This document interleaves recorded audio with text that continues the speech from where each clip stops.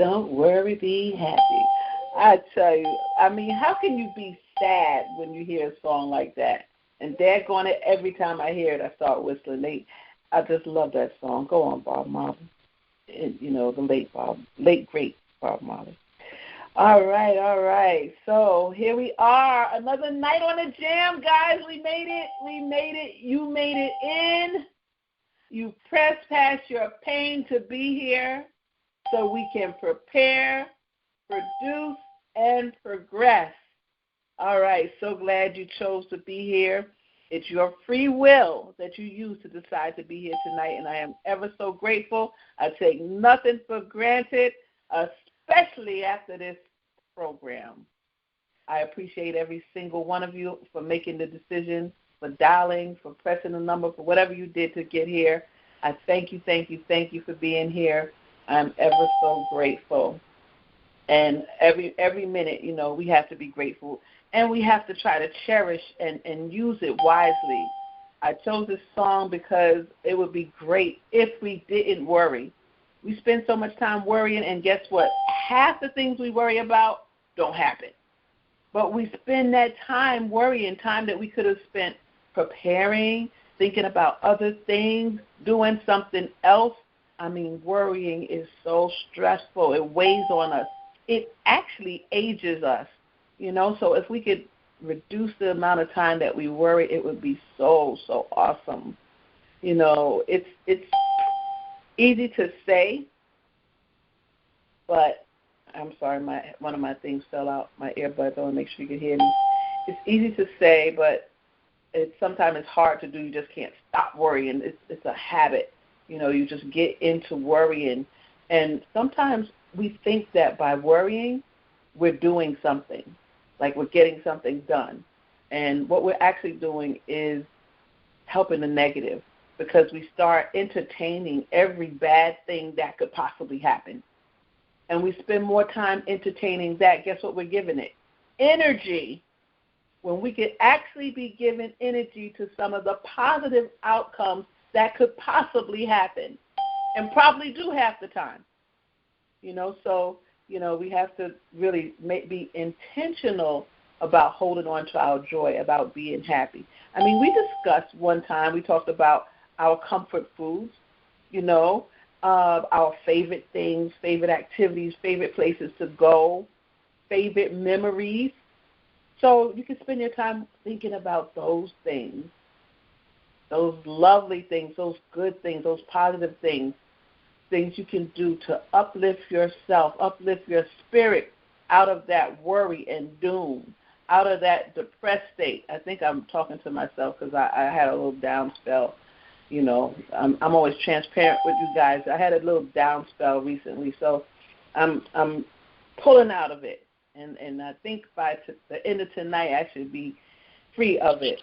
But if you do at least one delightful thing, that should help you to pull out of anything that's really down. I mean, we're isolated, we're assaulted, we're targeted. And it doesn't feel good to know that people are coming against us. Somebody needs to mute their mic. I open mics, but please mute yourself. It doesn't feel good to know that someone is intentionally assaulting us or going after us for no apparent reason. No apparent reason. And we have to think, though, past today. We have to think past the situation that we're in today, and we have to think on the good times. And think about, have you ever been in a situation that you thought there was no way out? Love that movie, by the way. That there was no way out, and then all of a sudden there was? You thought it was never going to end, and all of a sudden it did? Yeah, I think that this is that nightmare that we're going to wake up from. I actually used to think that I was going to wake up from this because it's so surreal. It's so darn surreal. It's unfathomable that our government would be participate in this kind of activity against its own law-abiding citizens.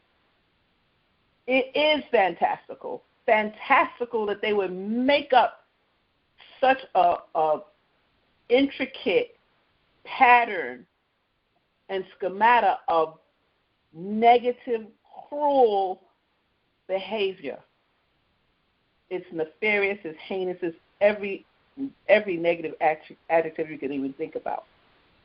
And if I weren't living it out, I wouldn't believe it. It would be hard for me to believe. So how can we blame other people when we try to explain to them what happens to us and what we're going through, and they don't believe us?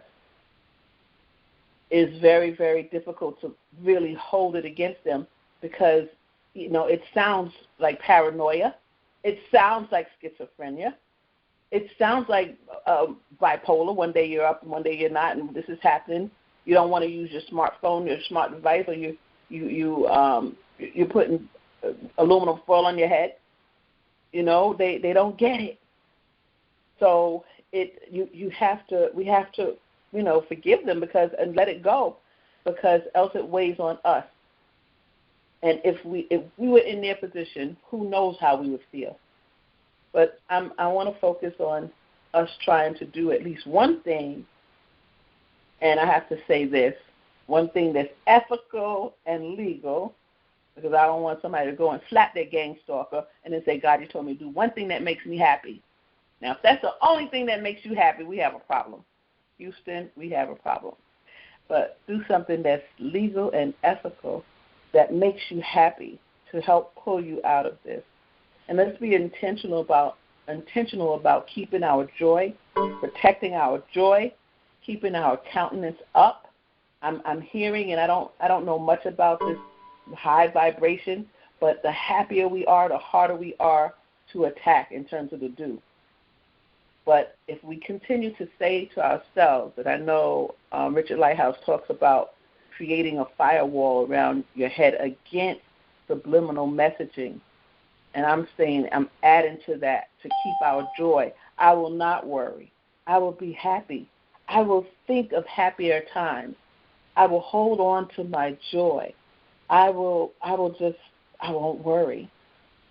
So if you think of some things that you can say to yourself that will keep you happy or keep you in a happy place, then I think that would be a real awesome thing to do. All right, so we're going to open up. That's my little preamble, my little spiel for today. I'm not taking up much time because my goal is to get us off the phone earlier than last week. How about that? So we have a wonderful speaker tonight we're going to hear from. Can't wait for you to hear from this guy, my brother, my friend. We just clicked immediately upon meeting. Met him first here on the J.A.M, and I'm so excited about his addition to the family. And so we're going to get busy. And guess what the question is for tonight? It is, say something comforting to another TI. Say something that will cheer up someone else that you know is down. So we'd like to hear you encourage somebody. And so give your best encouraging words after you introduce yourself. We're going to open up, and thank you again for being here. Over. Welcome to Guidance After Dinner, guys. So glad you could make it in. Got echo. We're going to find that person. I'm going to tell you that right now. If I have to get another board, we're going to find. Guys, there's only one person. There's probably over 100 people here already. There's only one little intentionally negative person. I'm going to find you. I mean it. Okay. So, Good.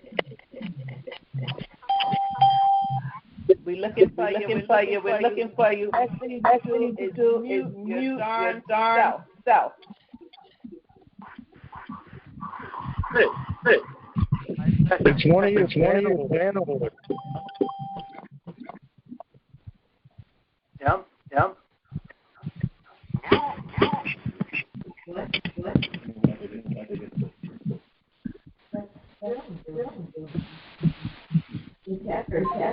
Just mute everybody, and then see who it is.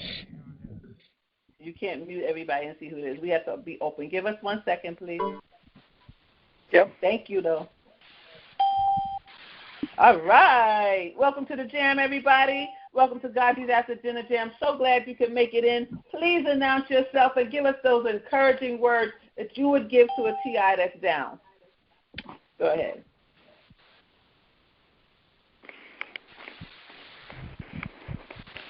Are you waiting on me? Whoever's talking. Go ahead. Yes, sir. Go ahead. All I can say is, keep fighting. We'll get through this. People will believe us. Eventually, people will believe us. You get the information out there. All right. Thank you. What's your name, sir? My name is Sean Harrington. Sean Harrington, welcome to the Jam. A pleasure to have you here. Glad you could make it in. Yes, thank you.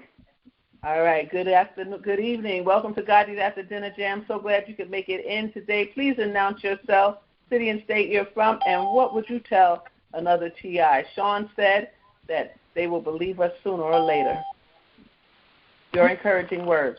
Go ahead. My name is Jared. I'm from Texas, and my only advice would be just to try to stay positive about your situation. Thank you, Jared. Welcome to the Jam. Hi, GoGi. This is Anna from Puerto Rico. Hi, Anna from Puerto Rico. Welcome to the Jam. Thank you. I wanted to say to everybody that, just think of where we were a year ago and where we are now, and these criminals are so desperate. I uploaded a video to YouTube for the Spanish conference for ministers that I did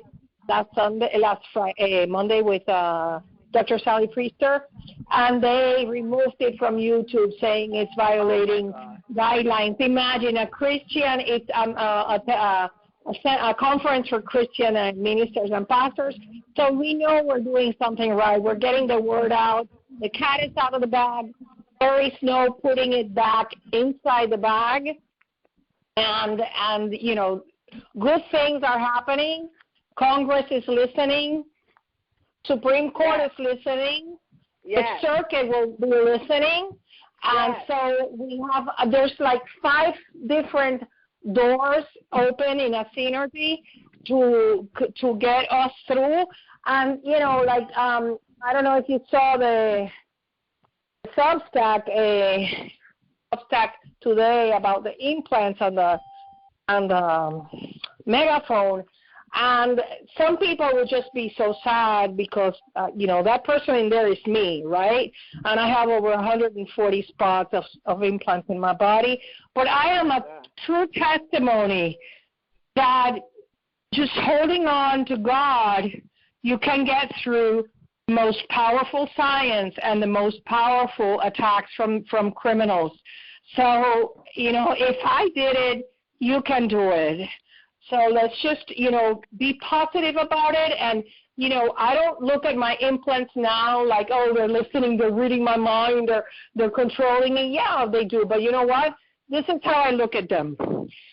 There are millions of dollars they're going to have to pay me for each extracted implant.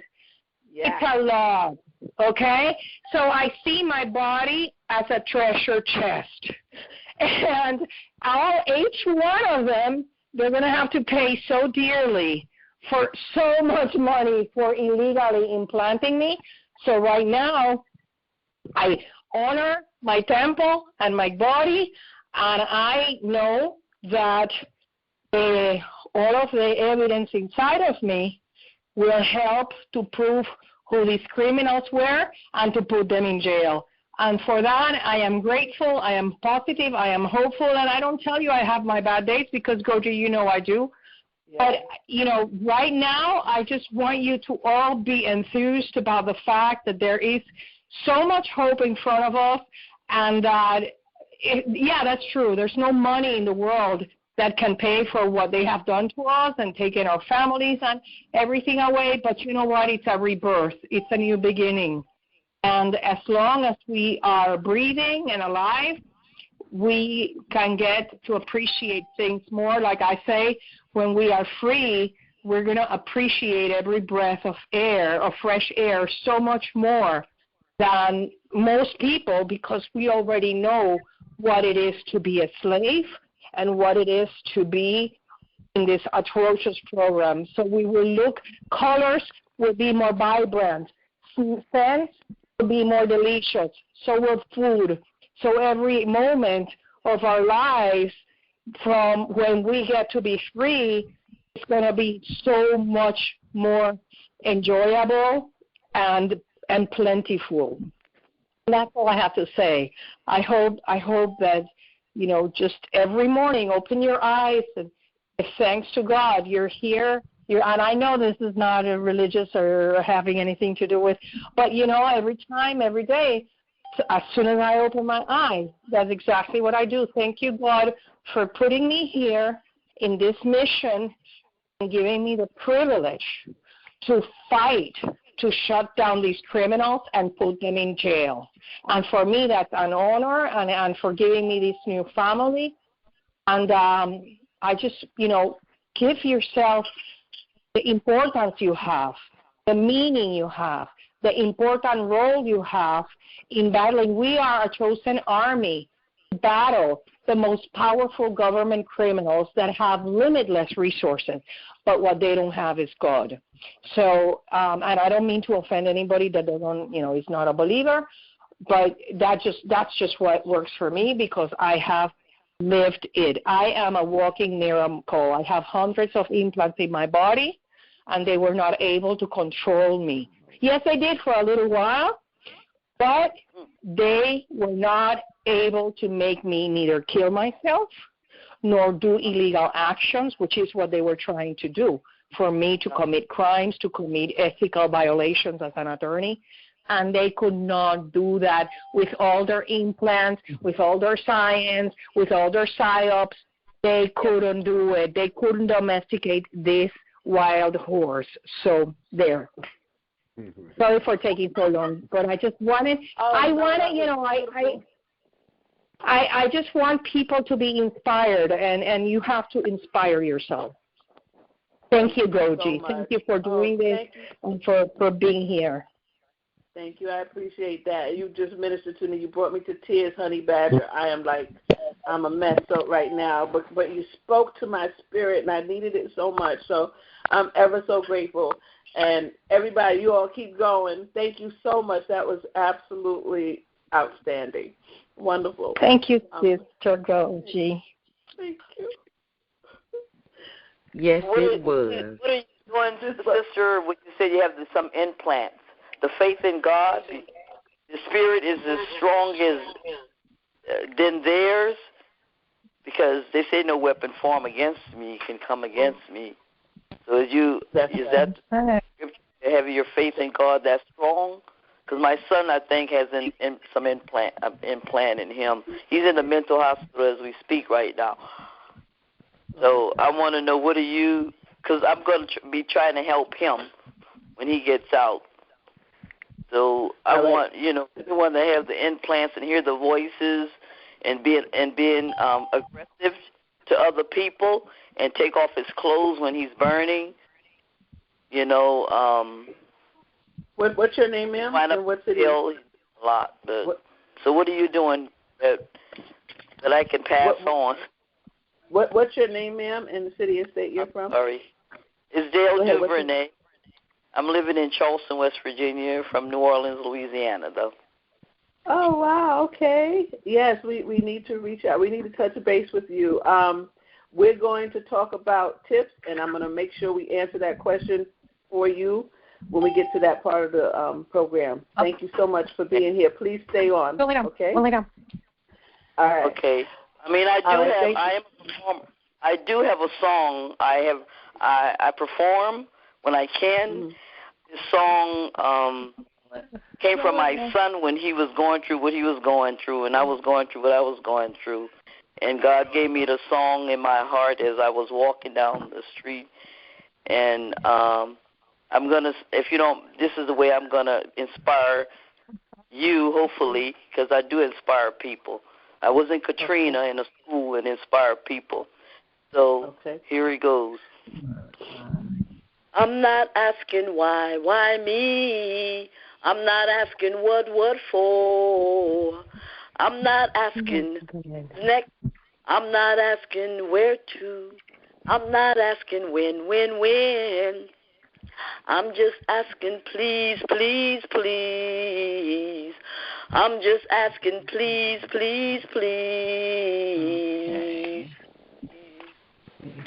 I'm not asking why. I'm not asking who. I'm not asking where.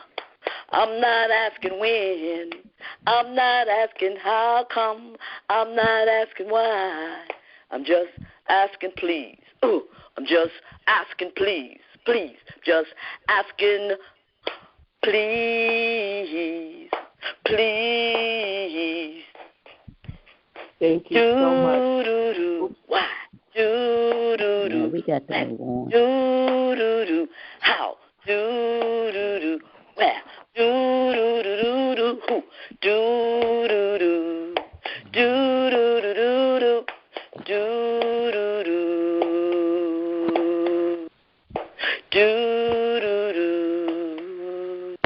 I'm not asking why.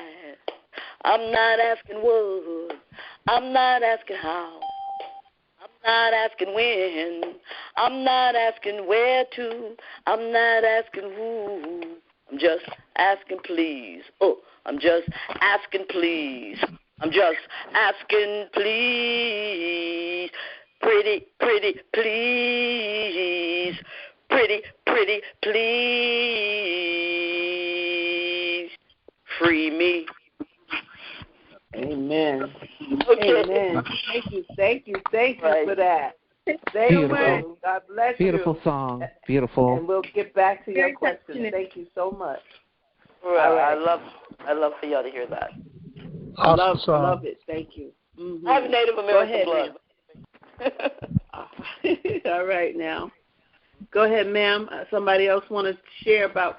Thank you so much again for that, Anna. And it's actually true. You have some people have so many implants in their body, but you're pushing past that, and you're here and you're making decisions and you're thinking and you're moving past it, and that's a beautiful thing.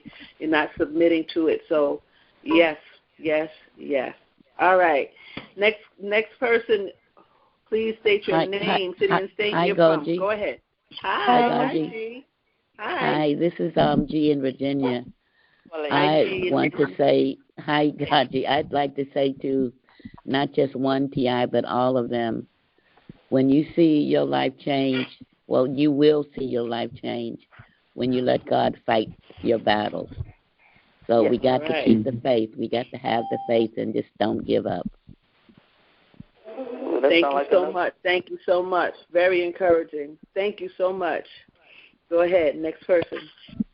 Hi, I'm Olivia. I'm from Washington State, but my targeting started in Pennsylvania.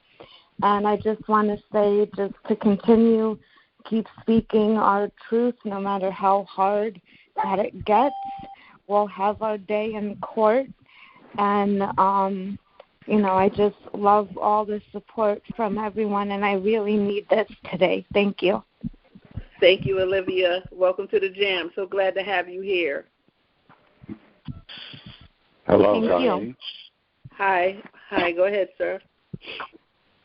Yes, Gaji. Hello, it's Roger from Connecticut. Hi, Roger. Hi. Hey, listen, I would like to say this.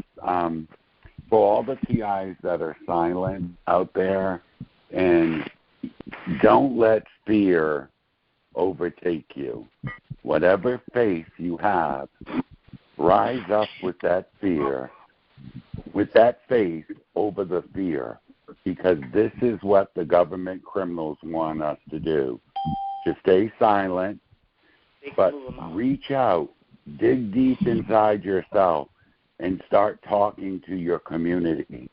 Start talking about this. And I am a living testament to this. I never spoke when I was on the call. So whoever's on the call, I inspire you to get through your fear and to fight it and with your faith and with whatever you have in your body, because that's what they want us to do, is be silent.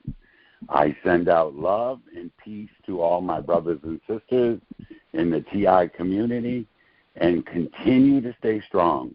For when I'm weak, then I'm strong. Amen. Amen. Amen. Amen. Thank you. Thank you for those words, Roger. Thank you. Mm-hmm. I'm getting more and more encouraged. Guys, please announce yourself, city and state you're from, and share some encouraging words for the TI community. Hi, Sister GoGi. God bless Hi. you. God bless everyone. Amen. You know, I guess I would tell everyone tonight, it's not over till God says so. He's got the last say, right? And I am a firm believer that if we don't weary in well-doing, in other words, if we don't give up, if we don't throw in the towel, if we keep God first in our lives and keep our eyes on Him and keep Him in the equation, guess what? We're going to end up at the end of the day reaping the harvest. And I will tell you, GoGi, when we come out of this, and I believe we will, we are not coming out empty-handed, but we're going to come out like the children of Israel. We're going to come. God's going to give us just double for our trouble. Amen. Amen. God bless you, and God bless Amen. everyone. And let us continue to go forward, pressing through our pain and producing in Jesus' name. In Jesus' name, amen. Thank you so much, Sister Sonia. Party at her house after the celebration is going to be at Sister Sonia's house in Niagara Falls, New York. All right. No, thank you for that. Thank you for that. Please announce yourself, city and state you're from, and please share your encouraging words. I hear somebody really low, I think.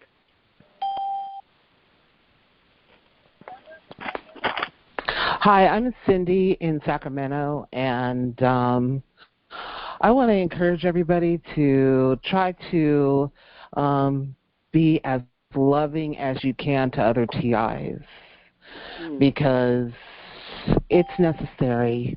And I'm usually a very positive person, and I just kind of feel beat down. And I'm not going to change. My dad was is a very positive person, and I'm going to share positivity. And I think people want to change me, kind of, in the TI family. And I'm not.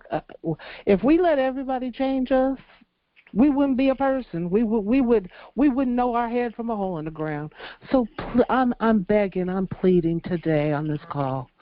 Please be kind to each other. Please, because you don't know what that TI has to get off the phone or get off the calls to, what they're going through while they're on the call. You don't know if they're going to last. You might be the last person they talk to. So please be kind. Please be kind. Love you all. I'm not going to stop. I'm not going to stop being me, because that's all I got. I'm by myself so much. Bless you, GoGi, for what you do. Thank you so much. Bless you, Cindy. Thank you for those words. Be kind. I love it. Love it. Love it.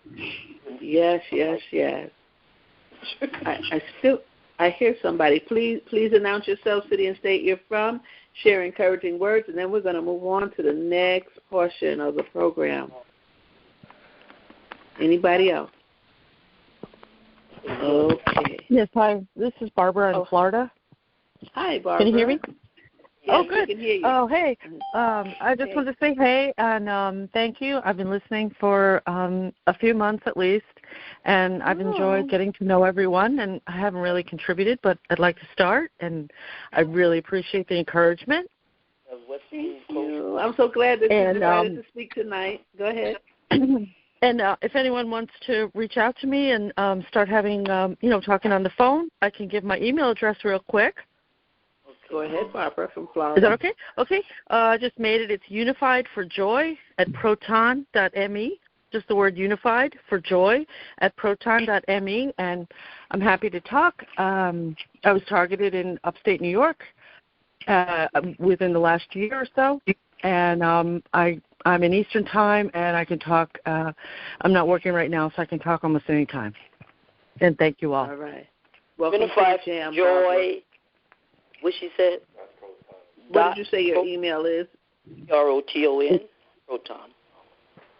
Email. Unified for joy at proton.me. M-E. Unified for joy. Oh, at proton.me. Okay, what's your name? Barbara. Barbara, okay. All right. Okay, we're going to move right along. Unless there's anybody else, we're going to move to the next portion of the program. We're going to check out what's going on in the news, guys. What's going on around this world that we're living in that speaks to our program, that speaks to the targeted individual. Okay.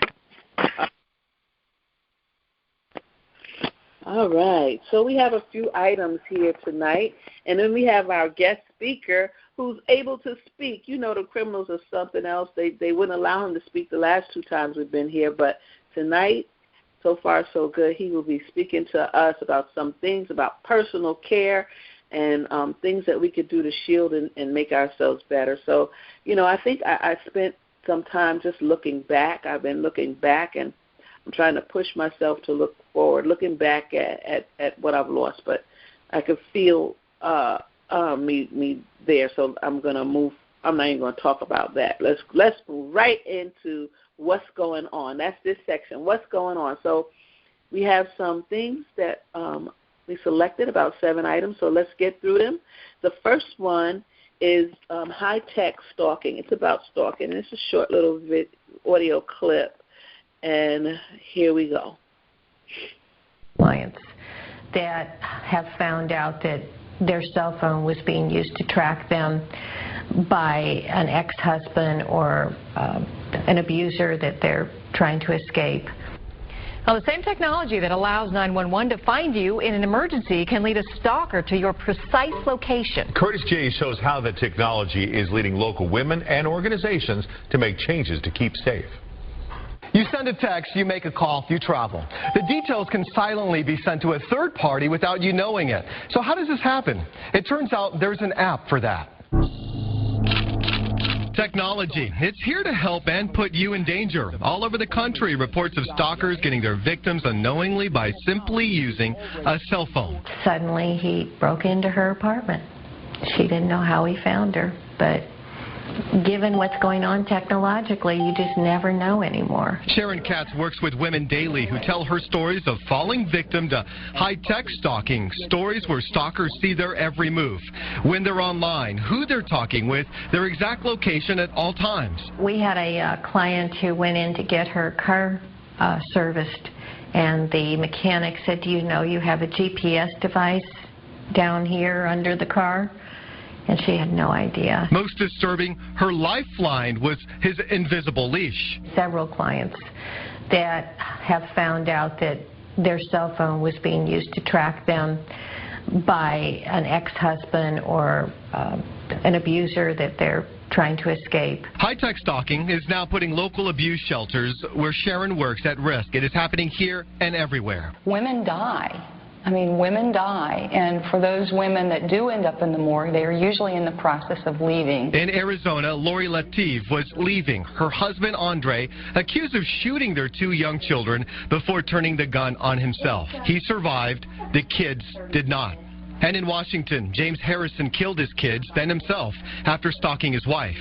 Both men used the GPS in their wives' cell phones. Want to know where your kids are right now? AT&T markets a family map service as a safety tool to whoever is paying the bill. From a web browser or another phone, it displays a very accurate GPS fix with the map and satellite view.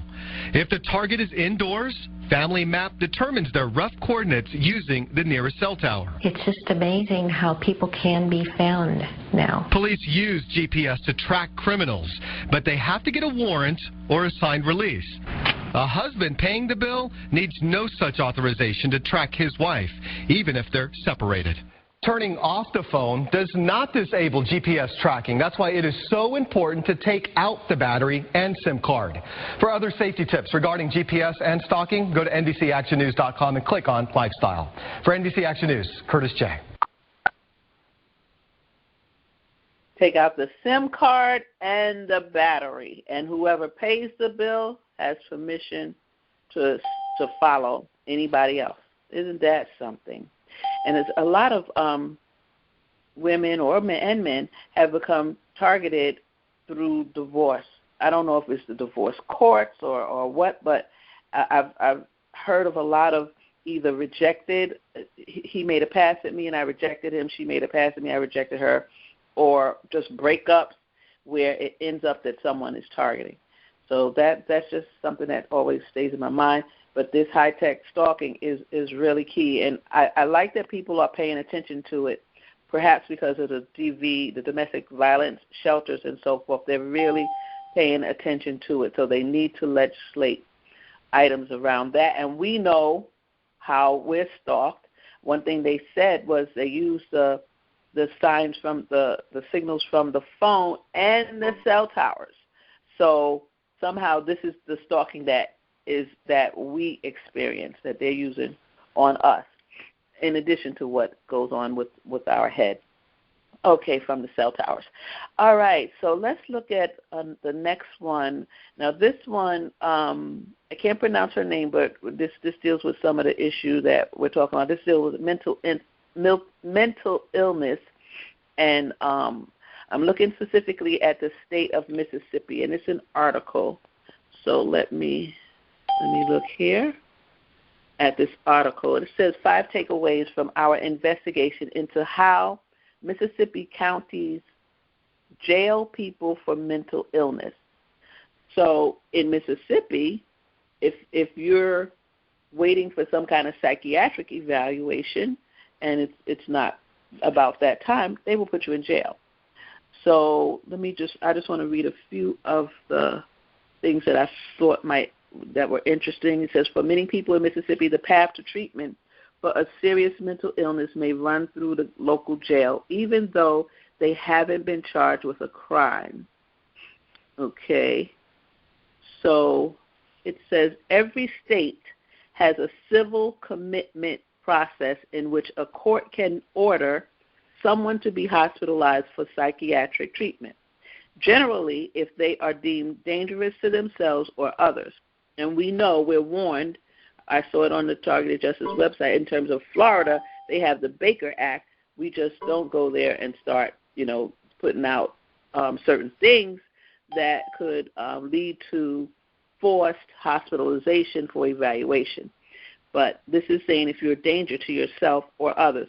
But it is rare for people going through that process to be held in jail without criminal charges. But in Mississippi, they do, for days or weeks. Okay? Now, I wanted to talk about what happens to some of them.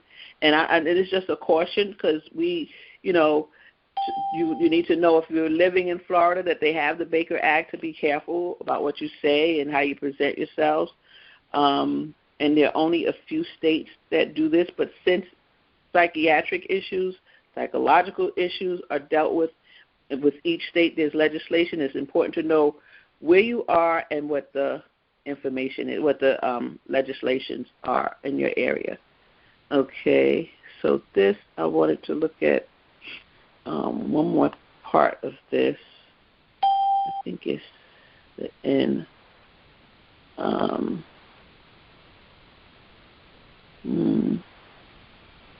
They feel it's a mandatory requirement. I don't know why. Okay. All right. I'm going to read that part, and then I'm going to leave it. There's some of them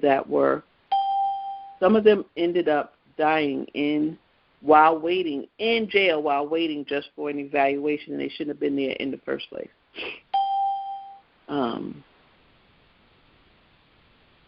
Okay. At least 14 people have died after being jailed during that commitment process since 2006. According to our review of lawsuits and records of, you could imagine how many lawsuits, from the Mississippi Bureau of Investigation. 9 died by suicide and 3 died after receiving medical care that experts called substandard. And most recently, there's a 37-year-old named Lacey that people are talking about. She was a hospice care consultant and mother of 2, and she died in a padded cell in the Adams County Jail in late August. Her death was not a suicide and is still under investigation. All right, so that was just something I think is important for us to know in each state, how they will deal with us if we have, if they feel that we have some mental health issues going on. So Mississippi is one that we don't want to deal with that. Okay, the third article, the third item, and this is another article. You know, we keep our hands straight in the pie with Havana syndrome, and they continue to find, you know, to evaluate it, trying to diagnose it and give information about it, explain why it's taking place and so forth. So we want to look at that. Give me 1 minute. Find the Havana syndrome article. Okay. 1 second. You guys are so patient. I thank you. Okay, here it is. All right, so they've done a lot of studies about it, too. It's amazing. So this one, it's called Havana Syndrome Defined. And in 2017, the State Department requested the CDC evaluate all information related to the initial cases in Havana. In response, a team of experts reviewed available medical records of individuals who had been affected while in Cuba and shortly after departure, and who were subsequently evaluated at the University of Pennsylvania Medical Center or University of Miami. As part of its final report, CDC developed a case definition for this subset of the universe of persons affected. A presumptive case included any individuals who had developed a biphasic constellation of symptoms. Now, these are them with at least one of the following. They appearing while in Cuba or within 2 weeks of leaving Cuba, and no other explanation. Head pressure, disorientation, nausea, headache, vestibular, which is balance and coordination disturbances, auditory symptoms, and vision changes. The second phase had to have occurred weeks to months after the original symptoms and included vestibular disturbances and or cognitive deficits, memory, concentration. A positive case included any individual who had developed one or more first phase symptoms but had not subsequently developed second phase symptoms. So what I wanted to look at here is that they did a few studies. One study was with J.A.M, an elite advisory group of science consultants advising the U.S. government, known as J.A.M, was also contracted to determine the cause and nature of Havana syndrome. And the J.A.M team concluded that the sounds recorded in Havana are mechanical or biological in origin rather than electronic. And they thought the most likely source is the Indies short-tailed cricket. So furthermore, the recorded audio sound signal is, with high confidence, not produced by the nonlinear detection of high-powered radio frequency or ultrasound pulses. So Jason said that it was crickets that was causing the sound, and that people were hearing crickets and reacting to it. I think they call it the Frey effect. They had another study by, I think it's Lillenberg, and they did a study with different people, with a control group and another group, and they found no difference because they said that people were getting microwave from, I don't want to quote the wrong country, microwave in the United States, and it was impacting them. But when they did the group and the control group, there was no difference. Okay, I want to just read the summary that they have here. In summary, the preponderance of documented symptoms, diagnostic evaluations, and laboratory studies indicate that injuries were suffered by those complaining of symptoms described, and these injuries are most consistent with what might be seen with a persistent concussion, but without evidence of physical trauma. Why do we keep reading Havana syndrome? Because we believe that 85% is what I heard Dr. Bear mention, it. About 85% of targeted individuals will have or symptoms of Havana syndrome. And it was, and I know Richard Lighthouse mentioned after 6 months of the DEW attacks, symptoms of Havana syndrome are likely to occur. So I wanted to also look at something here that says that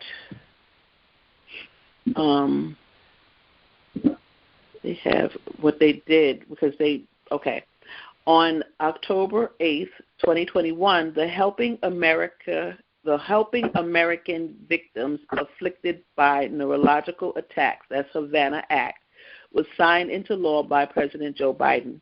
Public Law 117-46 authorizes payment to personnel of the CIA, Central Intelligence Agency, who incur qualifying injuries to the brain, and payment to the personnel of the Department of State who incur similar injuries. As of August 2022, initial payments of up to $187,300 have been authorized for those State Department employees affected by AHI or Havana syndrome. And if you remember, we read the other week that they created a new title, a new phrase to explain this called emerging threats, and they have a multi-million or billion-dollar agreement with a company for 1 year to oversee the Havana syndrome phenomena, which is what they're calling it. All right, I think that's enough with that one. All right, okay. So we're going to continue watching that. I did, although they said 187,000, I did see another number where they increased something to over $200,000. All right, so the next article, the next one is, I follow James Walbert. I look at James Walbert, Catherine Horton, those who won cases against, that just won cases in reference to the targeting. And James Walbert, from what I read, because his implant was puffing, like sticking out of his tricep or bicep, they took it out. It was taken out in Sacramento, Cindy, by Jesse Beltran, and it was taken out, and he won his lawsuit.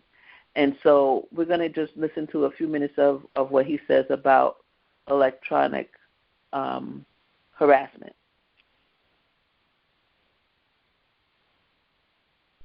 So you are the first person in the history of the United States to win a court case that's based in a form of what's considered electromagnetic terrorism in a way, right? Yes, that is correct, yes.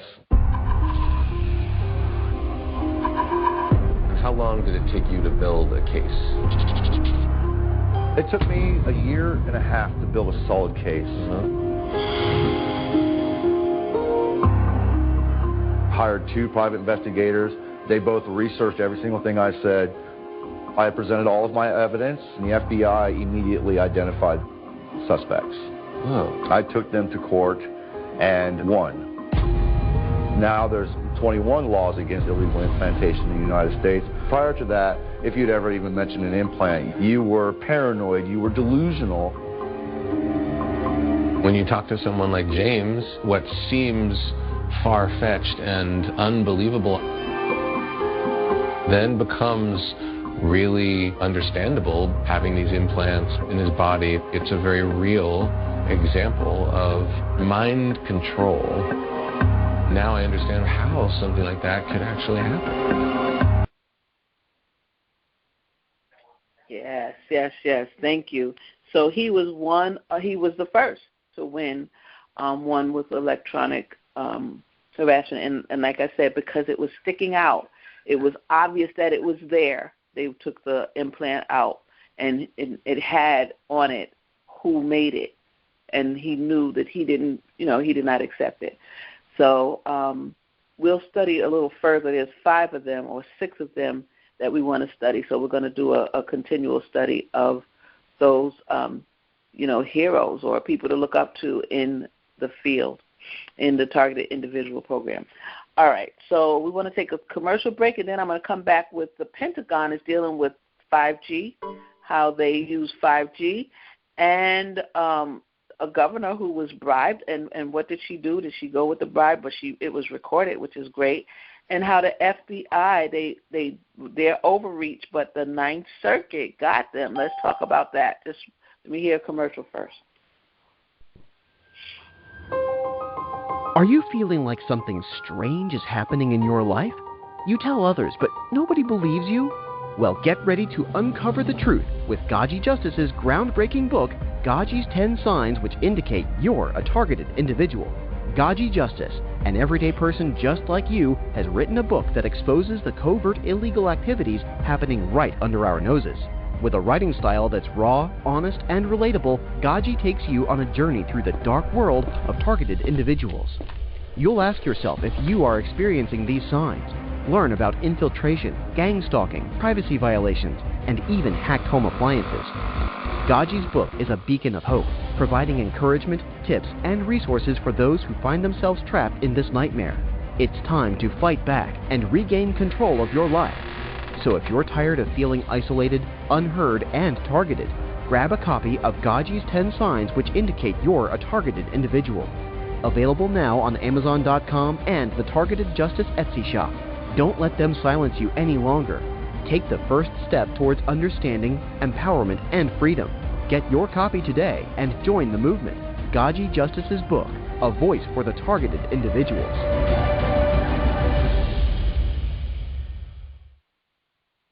All right, okay. And now for the Pentagon and 5G. Pentagon, leveraging 5G to fight in electromagnetic spectrum.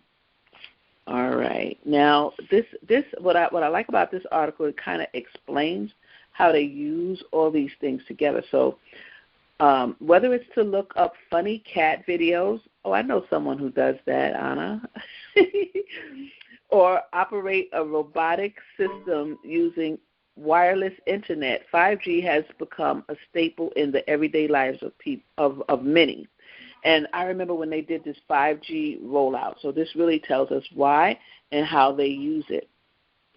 But for the Pentagon, the communications technology has become a key enabler for another more critical functioning, the ability to harness the electromagnetic spectrum for operations. A significant amount of military weapon systems and applications depend on the electromagnetic spectrum, the range of frequencies or wavelengths of electromagnetic energy to operate, according to Congressional Research Service report published August 2021.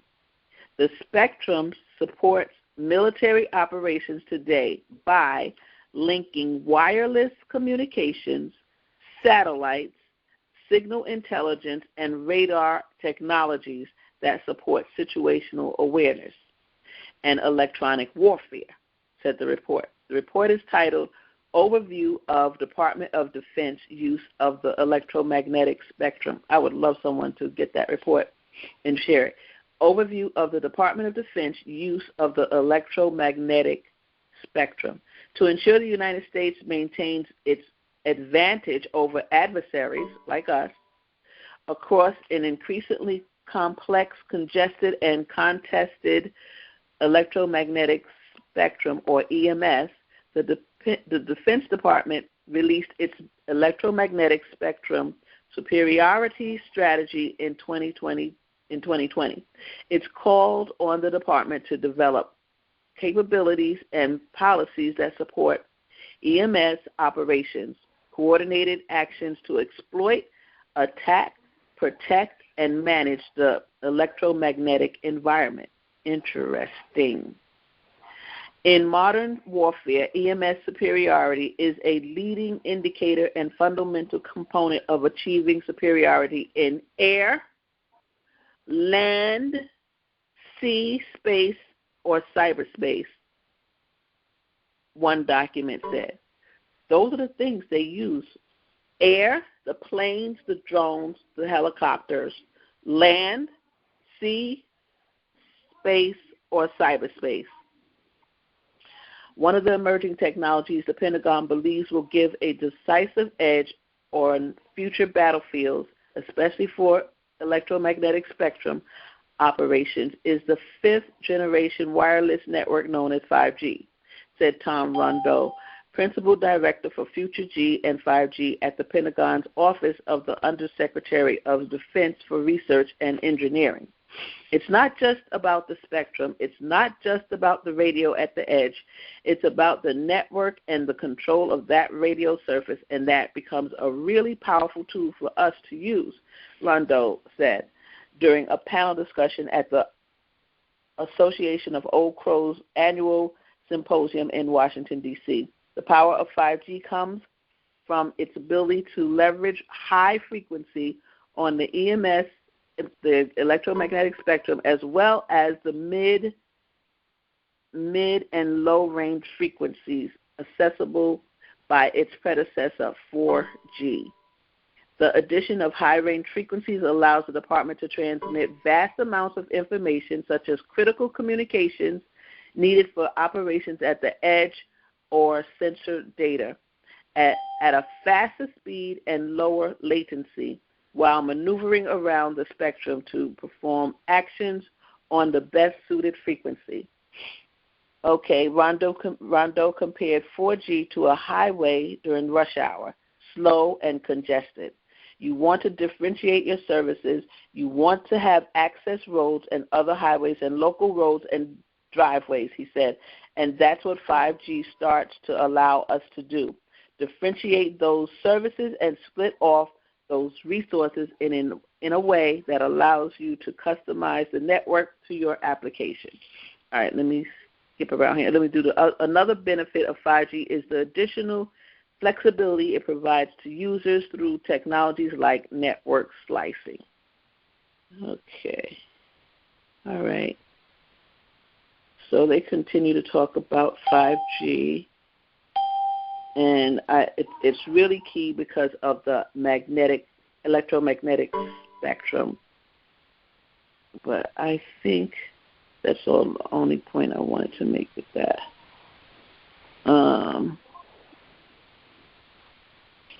This is what the complexity and diversity of 5G networks offer a wide range of potentially disruptive options to an adversary. It read, the Pentagon could be at risk of an adversary hacking the network or intentionally jamming communications, it noted. Okay. Well, you know they're moving to, and they probably have now,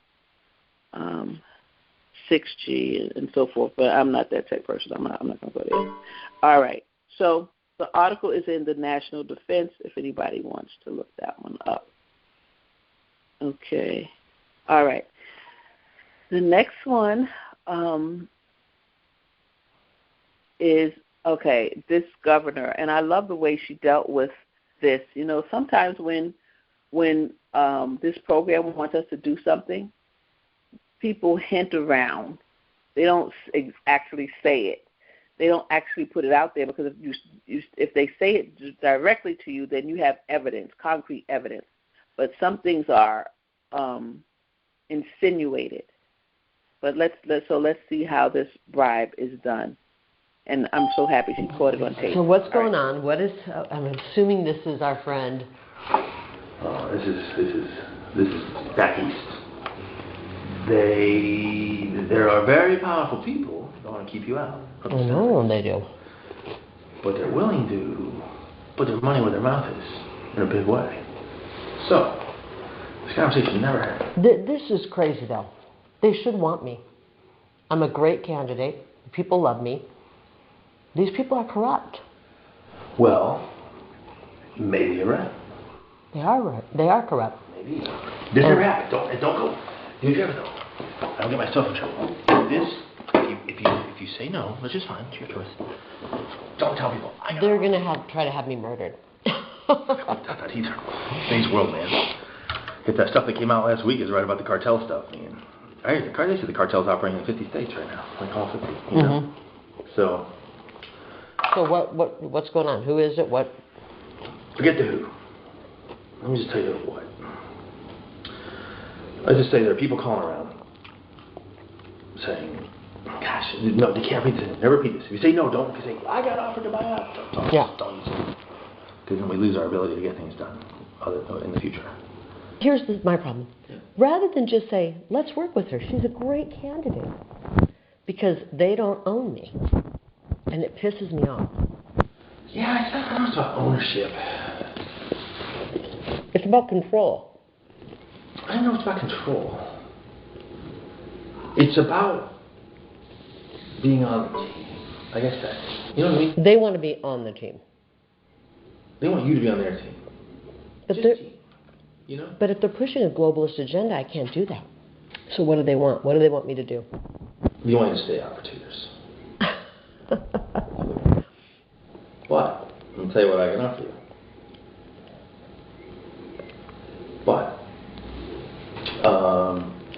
it says you can do whatever you want. Talking head, this and that. So the ask of me was, it's kind of funny. So the ask I got today from back east was, is there any companies out there or something that could just put her on the payroll and give her to keep her out? And I said, well, what are you willing to do? Like, whatever we need to do. This is about defeating Trump. And I think that's a bad thing for our country. DeSantis is not America first. This is about the final death blow to Trump. And I don't think that's good for our country. And you know I love Trump. I love Trump. It's not good for our country, Jeff. It's not. But at the same time, I'm not even sure Trump can win again. I don't know that he can win again. I think what it really comes down to for a lot of people, it's not really about like control or agenda. It's just about the ability to raise money to win. You know, if you really want to know, all of politics boils down to money. I think. Mm-hmm. And even on their end, like what makes them the most money. I know. All these consultants don't want their payday to end. And I don't want to make a deal with these kind of people. This is a hill worth dying on. I'm not. If they're going to steal the election to make me and our movement go away, I'm not letting them do that. I owe it to the people of Arizona. Or to carry their torch and their voice. Or you don't go away, but you pause. This is the battles right now, Jeff. You pause and refill your coffers. No, the battle is right now. The battle is right now, and we don't have time to pause on this battlefield. You're not. You can't scratch their back. It's not afraid of you. Yeah. You don't have anything to offer them, and they're sitting around people that have stuff to offer them. You know what I mean? It's a back scratching club. That's all DC is. It's a big back scratching club. You're in no position to scratch anybody's back, and you've already made it known that if you get there, you're not going to scratch anybody's back. I don't scratch people's back. You know, I've been on the outs with a lot of people for a long time because I don't scratch backs. You know, where are we in 2 years if they steal the election again? Listen to what you're saying. Why don't we do something about it so that we the people can pick our... What can we do? I'm not willing to accept that. And I'm going to be the biggest fucking pain in these people's ass. And go back and tell them that. I'm running, and I'm going to be the biggest pain in their fucking ass. I'm willing to tell them that. And they're going to have to fucking kill me to stop me. No, I know. Look. And you don't have to tell them that, but I don't think they will, but... Nah, I don't think that's the way they are. Either they come around and try to work with me, Or I'm what just would that entail? That would entail not telling layman's telling me you got to distance yourself from Trump. No, you distance yourself from DeSantis. He's all butthurt about that. But what I'm saying is, don't tell people that. I'm with Trump, okay? I want to work for the betterment of Arizona. I'm not going to let these people back in D.C. tell me not to run. I'm telling you not to run. I'm not going to pause for 2 years. The battle is now. I'm offended by whoever these people are that they're trying to buy me out of. Well, you should be honored. I'm offended that there's people back there who just don't give a shit about our country. Do you understand, though? You should be honored. That means they know how powerful you are. Well, I can tell them that. If you weren't powerful, they wouldn't want to have this conversation. Yeah. Right? You should be. Very few people get this. I know. I'm pissed that they don't care more about our country. It's all about the mighty dollar to them, and that's offensive. I don't know. I honestly don't know. They want to get Trump so bad. They want him out so bad. About Trump. This isn't about Trump. It's about you. It's not about Trump. It's about you. It's not about Trump. Some people that are in on this, I know. Listen, I can win. Why don't you go back and tell them that I can win, and why don't they get behind me? I see these things through a different lens. It's very personal to you. This was you. This was your name on the ballot. And I get that. And it's a very personal thing. Well, I have a appointment coming up, and I have to work on my book. Yeah, okay. I'm not good. I appreciate their concern. Just to say, is there a number at which I can be bought? Not be bought. That's what it's about. You can take a pause for a couple of years. No. And then go right back to what you're doing. No. 10 million, 20 million, 30, no. $1 billion, no. This is not about money. This is about our country. I think it's disturbing that they would even, that anybody would think this is. No, to be fair, even me, I'll say this. I want a fresh face right now for the reason that I've never seen anyone, I can't think of a single person in a federal race who's lost, ran in and won. I can't think of it. If you can think of it, let me know. I am not going to let these people who hate our fucking country tell me not to run. You should call them and tell them to get behind me. I mean, I can win, and they should get behind me. I will happily say those words. Yeah. Do you think my words will carry any weight? No. Okay, well, did you think you would come in here and that I would be bought? It's not being bought. Yes, it is. I think. It is being bought. No. They are trying to buy me out of running. It's actually, I mean, all right, I'm flattered. I'm offended. I'm offended for our country. We have people like this who live here. What I think is this, is it can give you an incredible opportunity to have a bigger voice to fight for stuff than you currently do. Yeah. You know what I mean? Yeah, I don't want to deal with people like this. These people are un-American, and I think they're unethical, and I would be absolutely immoral if I did that. Again. That's immoral. I couldn't look at myself in the mirror if I, you know. It's very powerful people that are willing to, they really want someone different. They want new names, whatever it is. So they want Jim Lehman, that's a new name? No, actually, that's not even, that's a possibility, but they're even asking me like. I know, they've got all these new names, and I'm going to beat each and every one of them. Sorry, Jeff, take it back to them. Oh. I gotta get working. I know you I love you, but I gotta get working. All right, I appreciate it. I'm just, can't believe this. Hey, again, be honored. Instead of just them working to beat you, they're trying to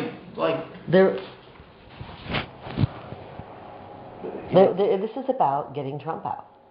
Nah, yeah. Trump never came once. Well, it's about DeSantis, getting DeSantis in. Getting DeSantis is getting Trump out. You're reading too deep into it. Well, let's see what happens. Maybe my case will go through. Maybe they'll do the right thing. I hope so. I do too. That's my first goal. Yeah. That they can't have me in the governor's office, because then we're going to root out some of this corruption. But again, it's like... You know what it is? The people don't get to choose their elected officials unless they're pre-approved by the swamp. And the swamp doesn't pre-approve of me. You need a strong party to help. I think you should go public with this and then say, hey, no. These people don't want to. They don't want. And then I turn my key in my car and I go. I know. I like my car. Tell them I'm not flattered. I'm offended that they. Don't tell anybody we had this conversation. I'm offended that they don't care about our country more. I actually wish you'd just give me a counter offer this big. Give me a counter. I can't be bought. Come on. I can't. All right, I'll see. Okay, bye-bye.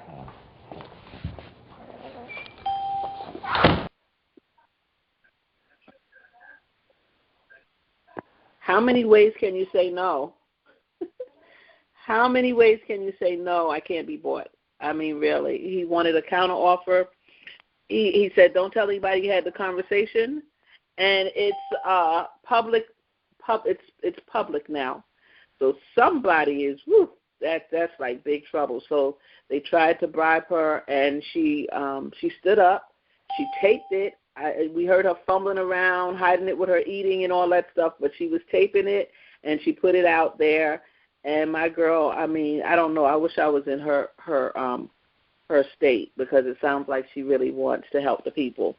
And she certainly put it out there. And, you know, people, so, and I play this when I think about us, I think about the corruption that's in the government, the corruption that's going on in America, period, and all over the world.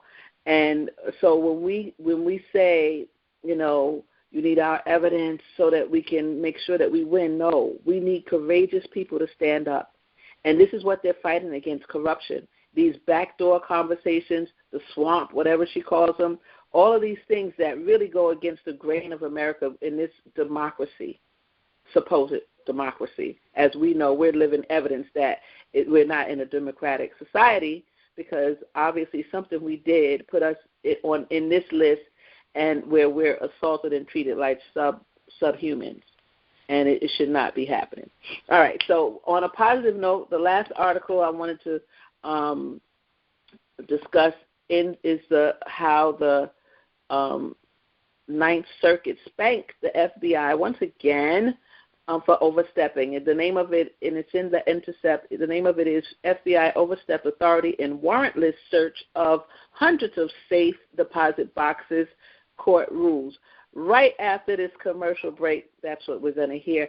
And then we're going to hear from our guest today, Roger Nelson, talking about personal care and shielding. So get your pens ready, guys. Get your pens and pads ready. Commercial, FBI, then Roger Nelson. All right.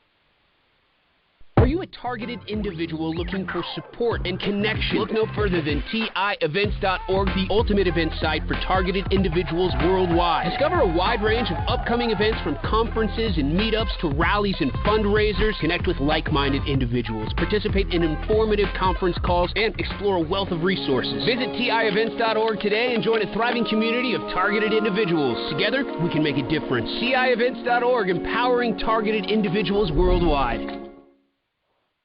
Okay. All right. Don't forget to visit TIEvents.org. All the events and conference calls. And you heard some of the moderators today. We heard from Sister Samia, some of the spiritual calls. She has one on Wednesday, Friday, and Sunday. And Minister Jerome has one on Sunday at 10 Eastern Time. He also has prayer 1 and 6 every day. Dr. Black has one on Saturdays, I believe, and actually every 5th Wednesday. And the Voices will join Dr. Black and Frank Allen. They have one tomorrow night. The Voices will join. We have 2 spots where we'll be singing. Yeah. So don't forget to tune in. The information is on TIEvents.org. I hope I'm not forgetting anything else. Check out the YouTube, Dr. Bear and Attorney Anna. And the symposium was absolutely out of this world. It was so good. So please look for that in the Targeted Justice newsletter. All right. So if there's anything else, I will remind you at the end. Don't forget to sign up for the rally. Yeah, we still have more and more people going. We expect our time in court in Louisiana coming up soon. And when we do, we want to show them our faces. That's what I said last week. We want to show them the faces of the innocent American people that are on the terrorist watch list for absolutely no reason, and they need to know that it's us. All right. Okay, so now this article, it's about the searches. The Ninth Circuit compared the searches to the abuse of power that led to adoption of the Fourth Amendment in the first place. This kind of behavior is why we needed the Fourth Amendment. Okay, so the FBI overstepped its constitutional authority when agents searched hundreds of safe deposit boxes without warrants in 2021. A federal appeals court ruled. They just ruled this last Tuesday. This article was written January 24th, 2024, and the ruling must have been last Tuesday. The court compared the FBI's tactics to the kind of indiscriminate searches that led to the enactment of the Bill of Rights in the first place.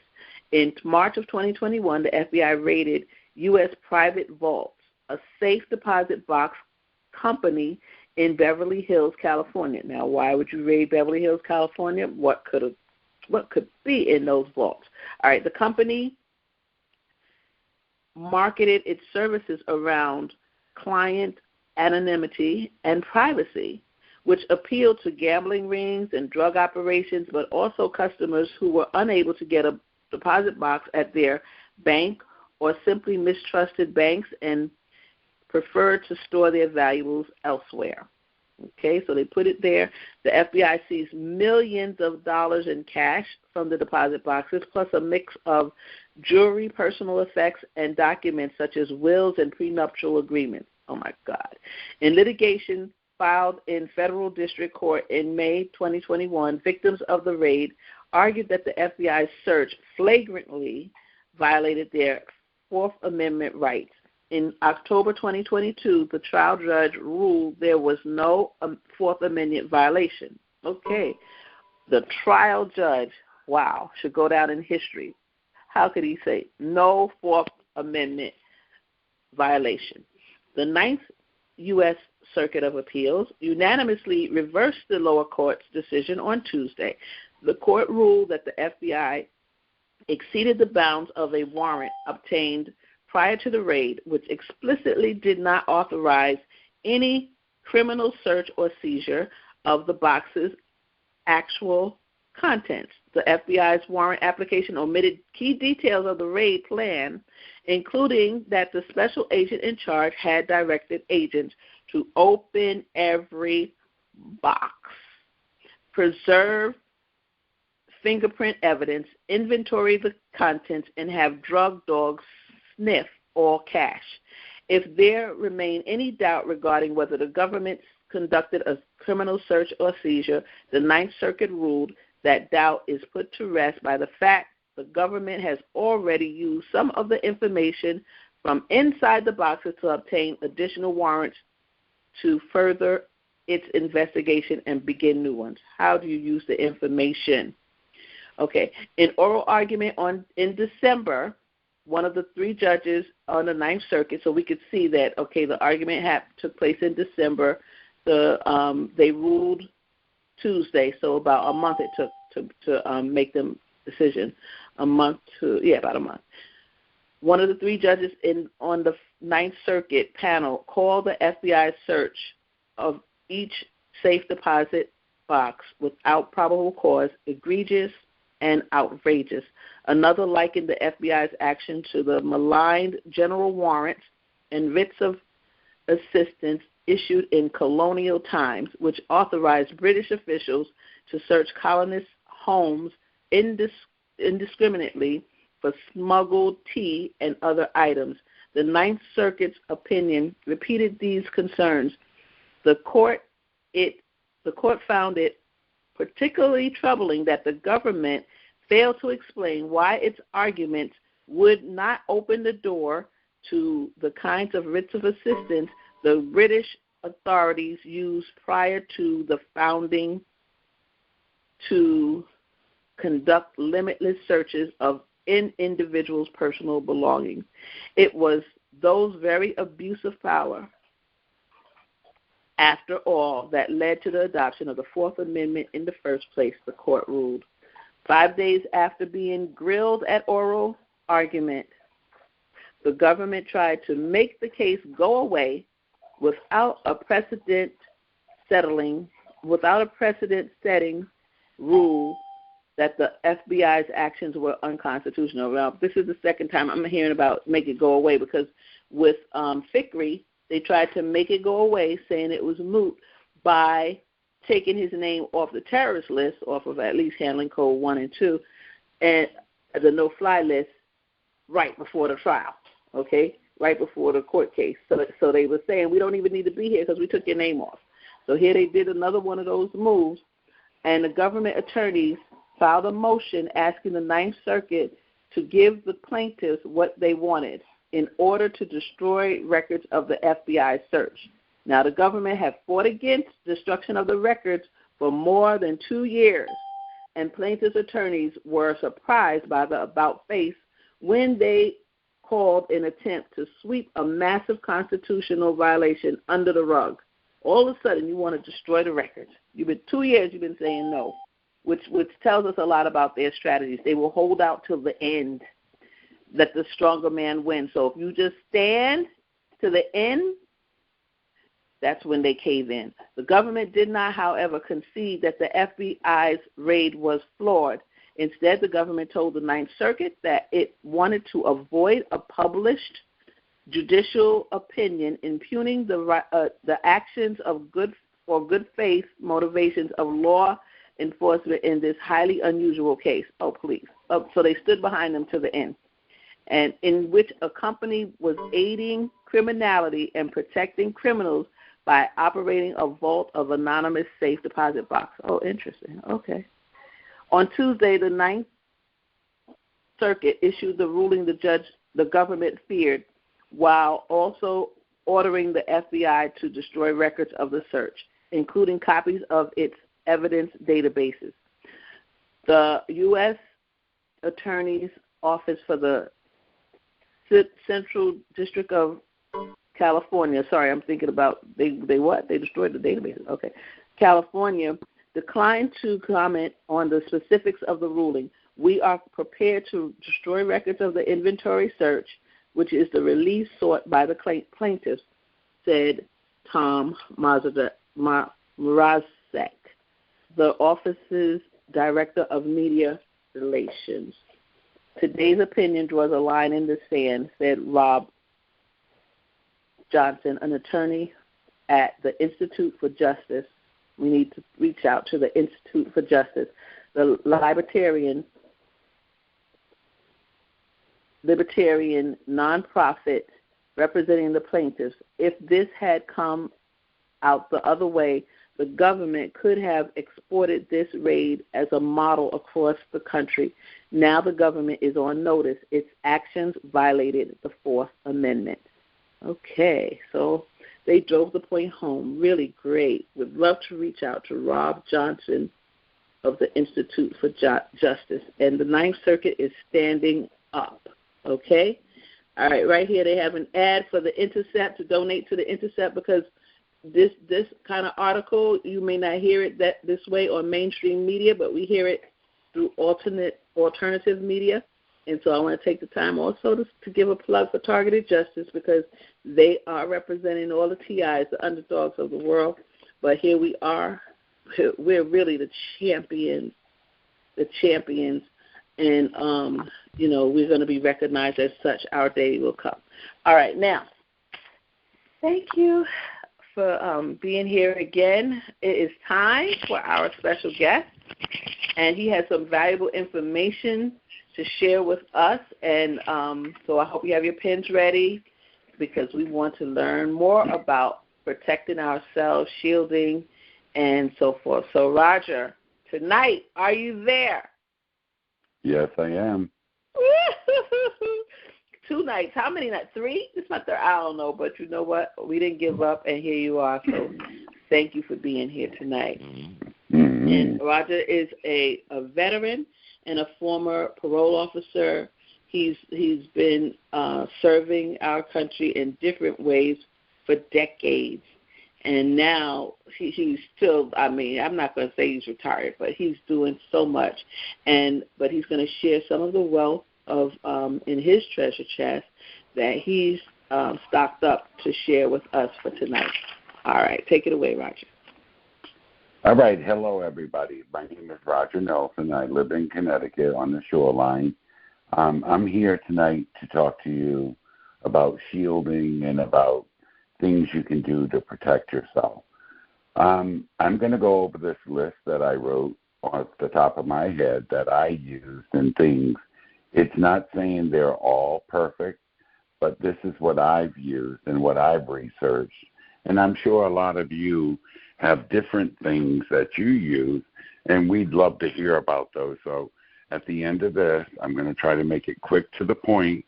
So write them down, what you want to know, and ask questions, because knowledge is power. And if we have that, take that power back, then we can be successful at winning this game. I call it a game because we're winners. We're not losers. We're people that were put in this program totally illegally, but we all know that, and you did nothing wrong. But I want you to know fear is a big factor in this shielding. Fear can make you run, can make you go hide, can make you be by yourself, and can isolate you. So fear is of the evil one. And remember, power, knowledge is power. So I want to give you some power right now. Number one, the things I did, I bought the targeted adjusters bumper stickers for my vehicle and my business vehicles.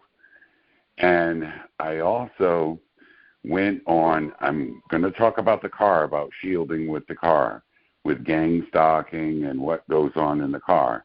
That's the first part. I put those bumper stickers on there.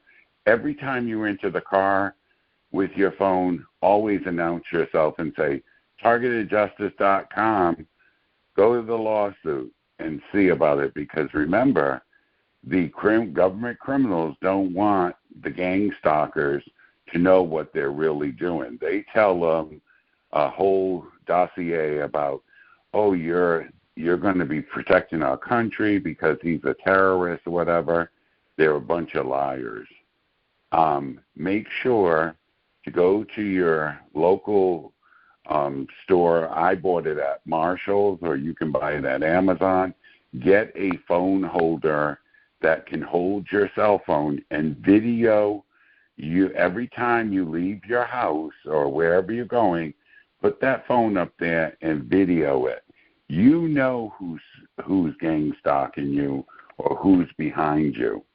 Keep a journal. Write the license plates numbers down, the color of the car, the make, the model, the date, and the description of the person that they're coming after you. Be a defensive driver. Make sure that you're seeing, you know what you see.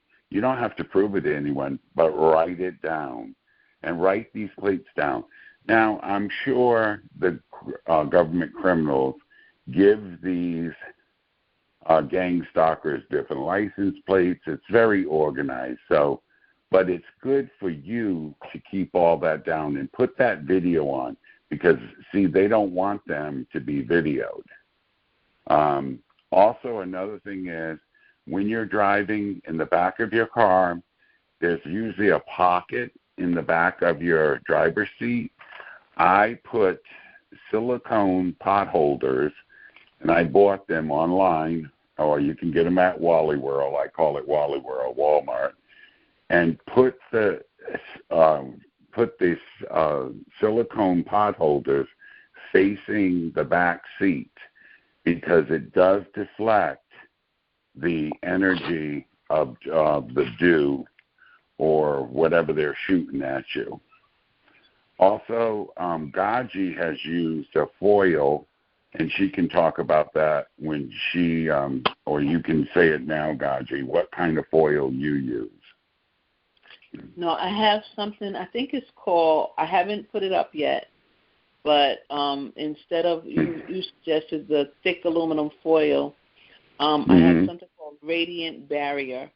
So I'm Okay. going to try that instead of the aluminum foil and see how that works. Okay. But I also use Mylar, but not the regular one. The one that they have those Mylar blankets that we can use, but there's a thicker one, like 6 mil.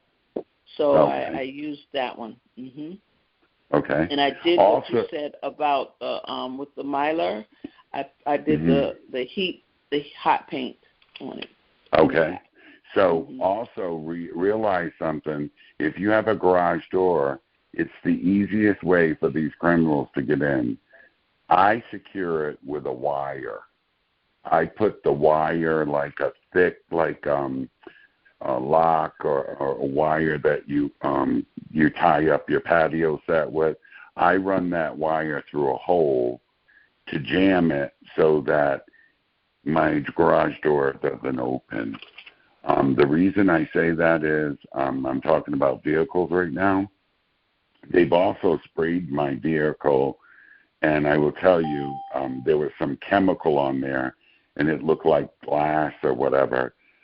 You want to use a degreaser, and you got to go to the car wash and get that off your cars because that will not come off with regular water. You need a degreaser, some soap, and the hot water. That removes it. That's what I found.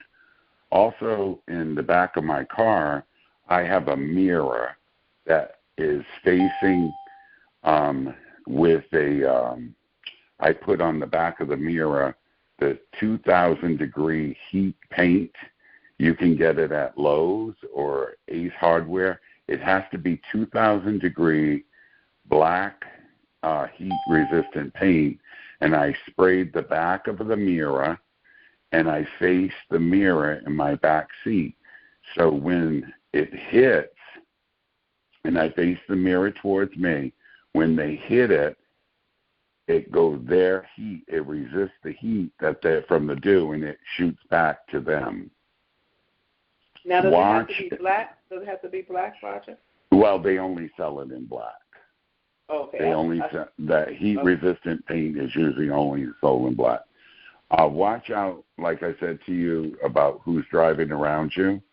I did find out from Richard and Anna that if you are receiving energy weaponry towards your feet while you're driving, get a grounding mat.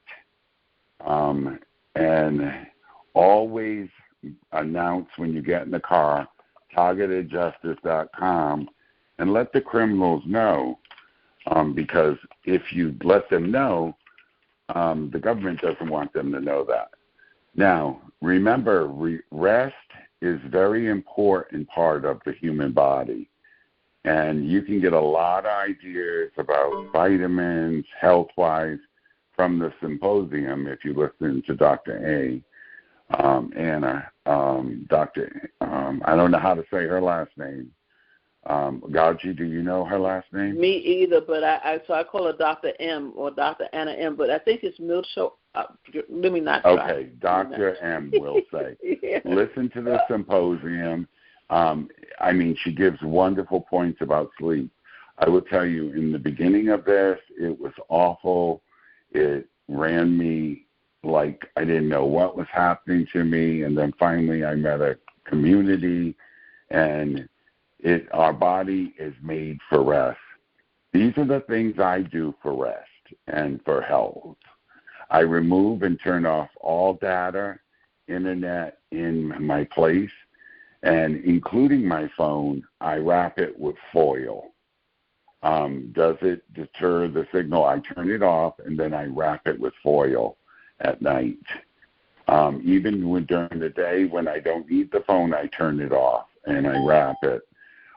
You can purchase, I purchased dirty electricity device because the criminals love to play with electricity. I use the greenware that helps with dirty electricity. They're online. You can look them up or you can buy whatever ones you want. I found that with them sending the dirty electricity in, it does like attack your body. But it does help reduce it. All of this stuff is not foolproof, but it does help to reduce. I painted the back of the mirror, face the mirror down to the ground, and put it under your bed.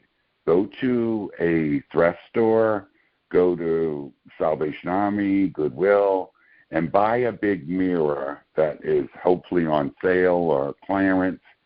Take the back off of it and put 2000 degree black paint right on the back. Take the backing off and spray the mirror directly. I put the mirror under the bed with the mirror portion facing to the floor, because when they shoot stuff at you from above, it does disseminate some of it, and it has helped me tremendous sleep.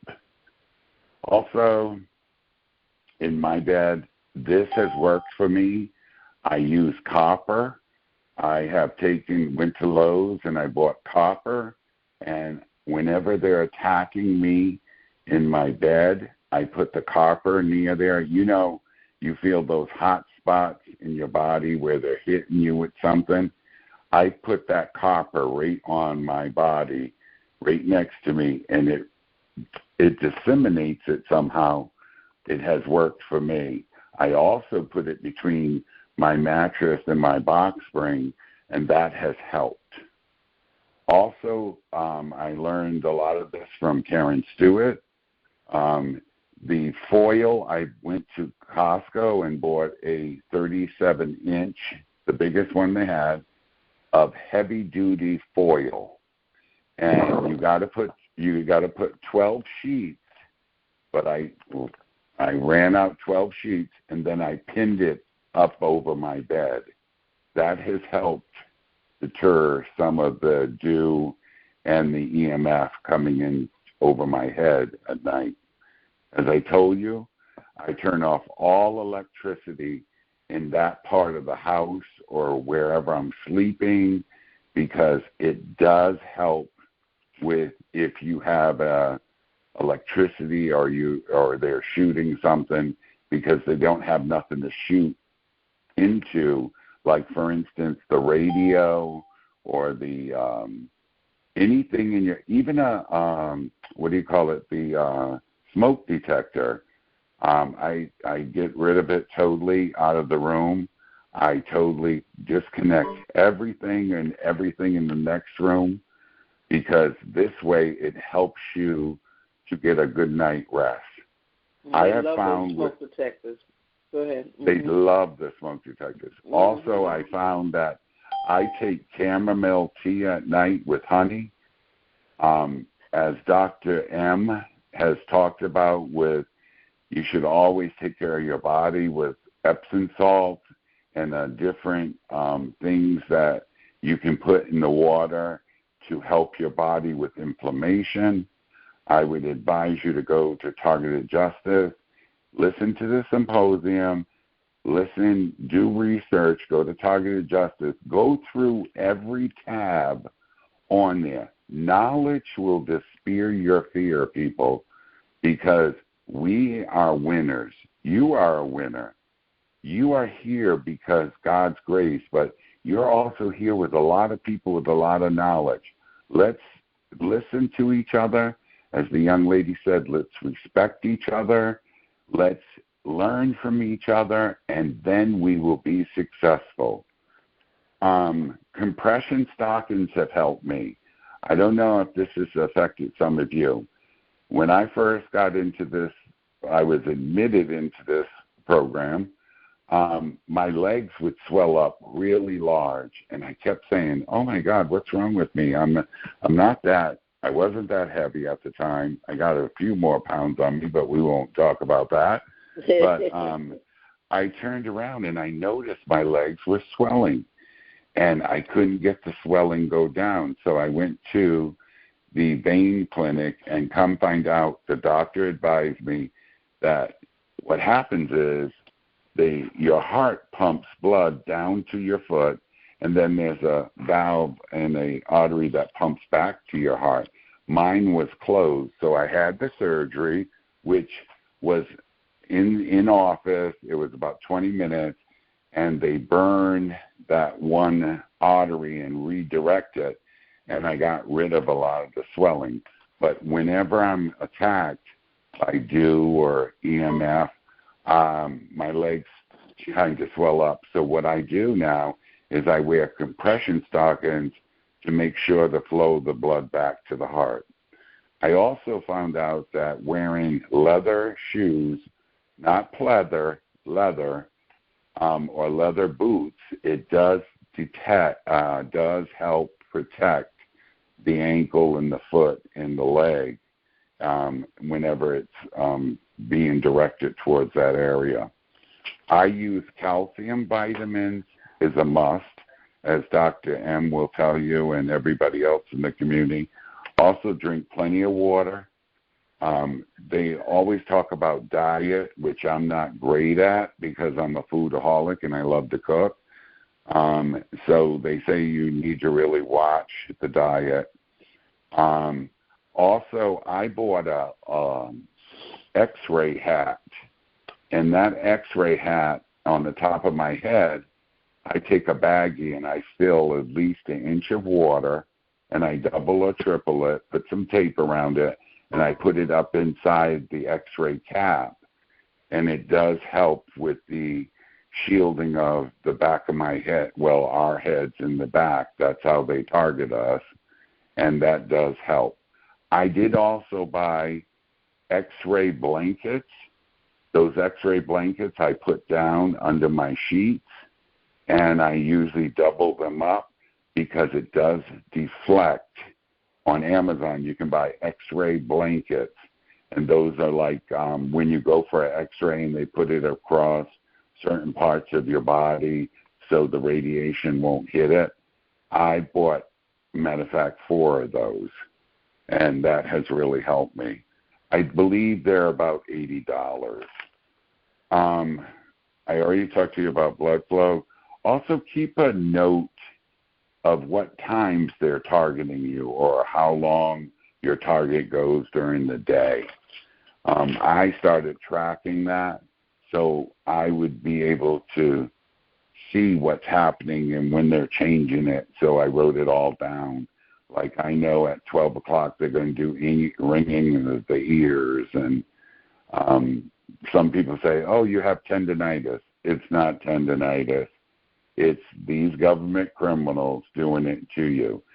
I tell you, the best thing I do with that is I turn on the music. I turn on Christian music or rap music or something, and I try to drown that out, and I try to use my earbuds or listen to something good that's inspiring. I'm going to talk to you about securing your house now.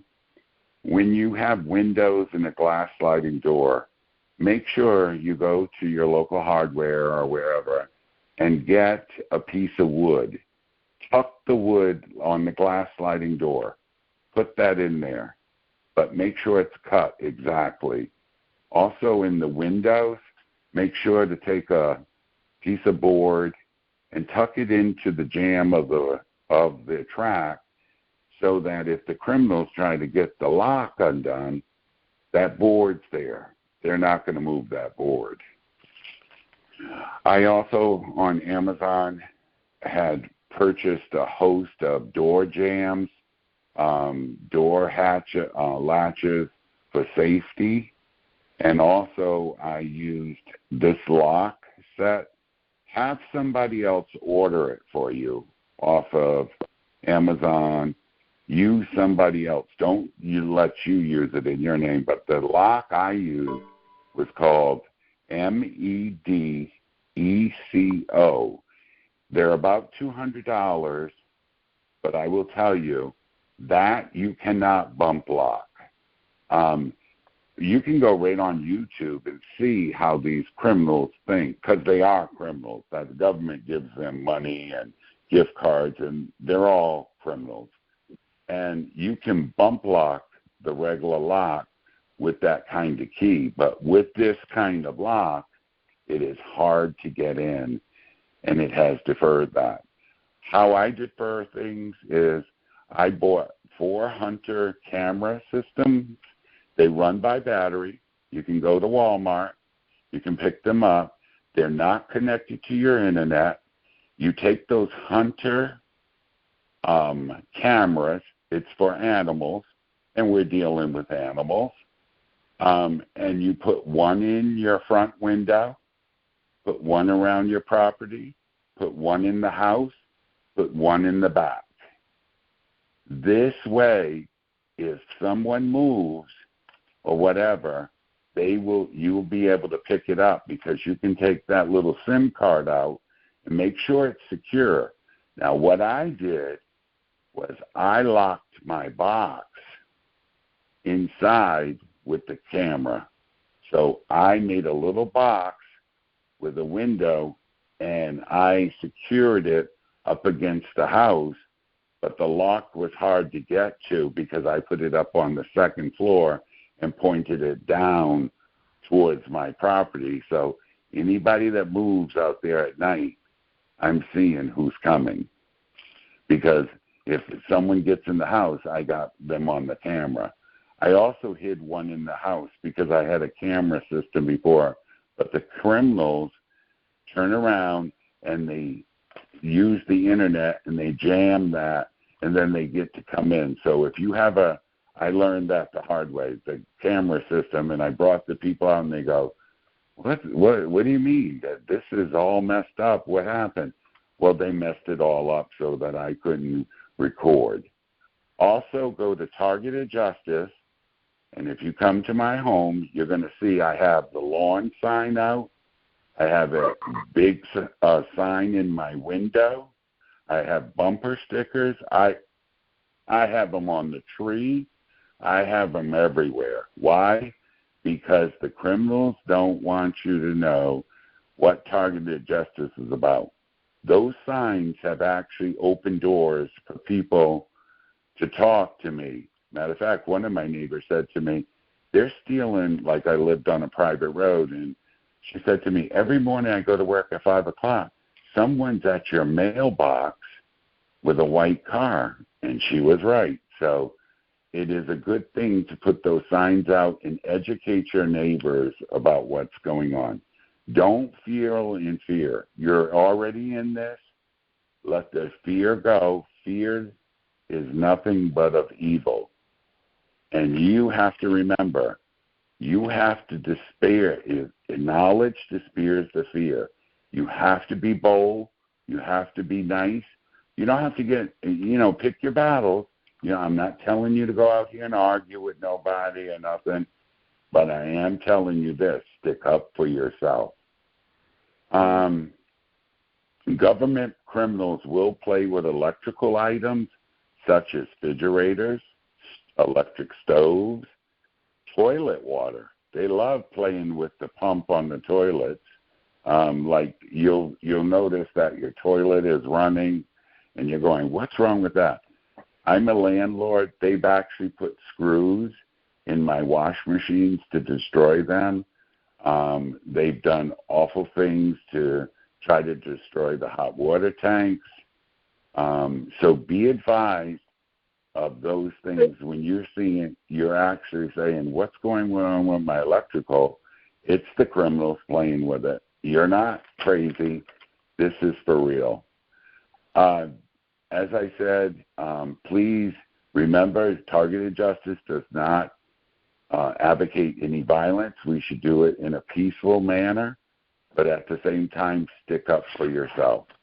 If you have a neighbor that you live over your head and you're going to move somewhere, move to a unit that is on the top floor, because that way you don't have no one on top of your head. Because a lot of people I've talked to said, there's so many people that they hire. Yes, I understand that, but we're in this to win it. So move to the top floor and try to get on the end unit so you don't have maybe this clown on this side that they're going to buy because this one on top of you. So you just eliminated two. You only have one person on this side and maybe one on this in the bottom versus them all around you. It's always advisable that you have someone live with you if you can, because it's always good to have fellowship and to talk to someone. A lot of times they isolate us, and that's not a good thing. I'm saying if you can do it, try to get someone there. Take different routes. Every time you leave your house, don't always do the same thing, because these government criminals study your life, study your pattern, and try to make sure to take different routes and different ways to go to different things. One other thing I got here is the cell phone. Make sure you communicate and get an email system with proton.me. You can go to proton.me, sign up for expanded or a free email system. It is the best going, I would advise. And also, don't use AT&T as a carrier because it's awful. I would tell you to research and try to get a better carrier, but don't use AT&T because they sell all the information to the government. Also, I try to use instant messenger with WhatsApp. WhatsApp is more decoded than the other ones. Also, I put my cell phone in foil to at least try to break the codes as far as them moving around. One thing that has happened to people is they have tried to poison people. I will tell you, as soon as that happens to you and you realize that, make sure you get in the shower, open the windows or turn on the AC immediately, and then jump in the shower and try to get all that off of you if they try to poison or hurt you, because that water will help you. And also to get the AC or the windows open to get that out of your area. That's what I have for you. If you have questions, we can share. All I ask that there's a lot of people on the call, so why don't we take questions or talk about what you know about and make it quick so everybody can get in, because Gaji wants to get off of this phone early. Thank you for your time. Thank you so much, Roger. You covered so much, because, there are car break-ins, there are house break-ins, there are, things that they do to damage our property, and we do want to sleep peacefully. So you covered so much and gave such good tips. I'm sure there are some questions. So if you have a question, you can star 6 and get in queue, and we'll start taking you. And I do want to also, we do, if we have a chance before we get off, there's a, because we do not, well, I'll just say me, do not recommend smart meters. I was the first one to grab the smart reader and put it in my house, because I had to go to my garage and read the meter, or let the person in New York is Con Edison get a key so he can go in the garage, or open it for him, leave it open so he can go in there and read the meter. And so the smart meter, I thought, was just to be, something convenient. But, the way they have used this in this program is absolutely horrendous.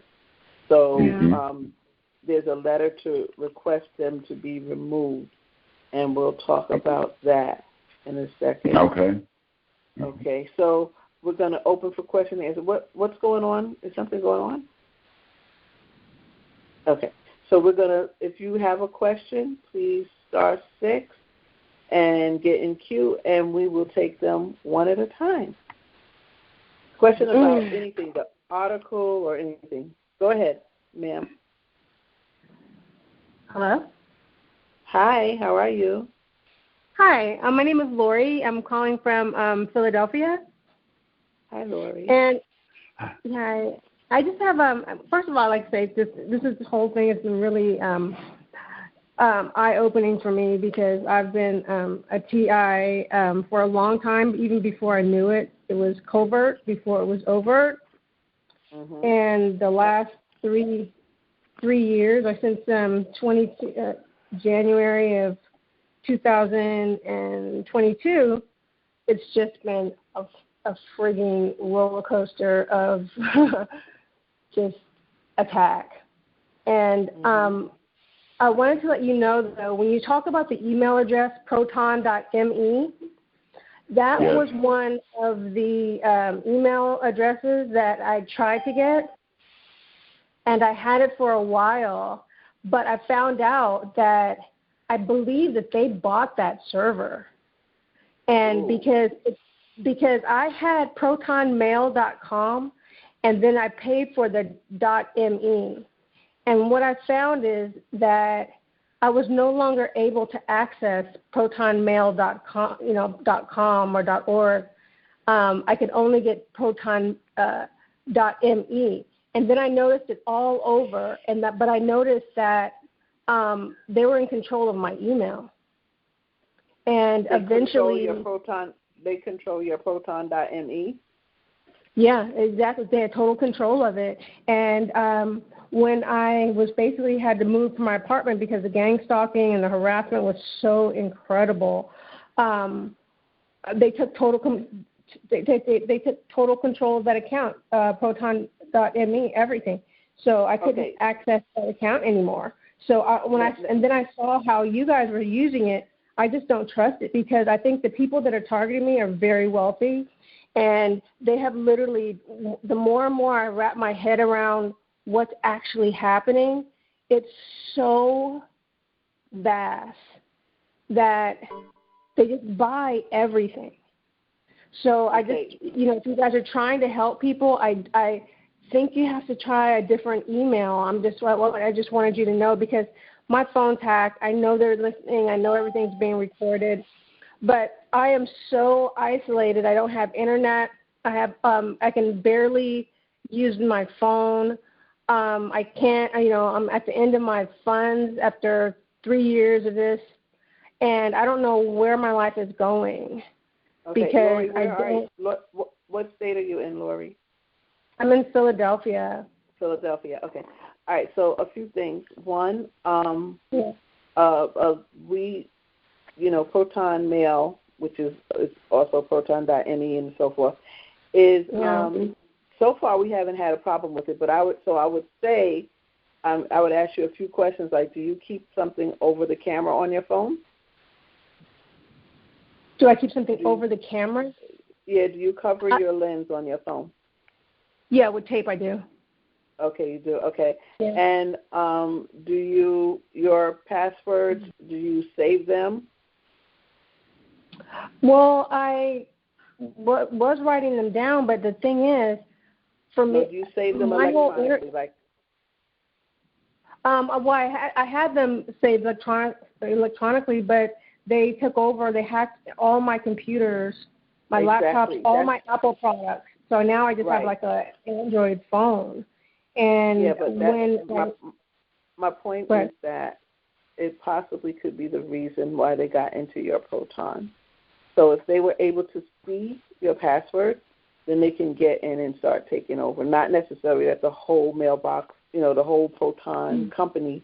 If they're able to get in and see your password, then they can take over your account. So yes, they're wealthy because it's the government, and the process is that someone nominates you to a field office. Okay. I know. I know who's done this to me. I know who. Well, it's somebody who nominated you, but now the government is involved. Now those are the ones when you say they're wealthy, they're taking over, they're buying. It's not necessarily that your particular person. It's now they don't have to worry because the government has taken over because there's a whole intricate program that you're a part of. So they don't have to worry about you as much. Yeah, I'm happy.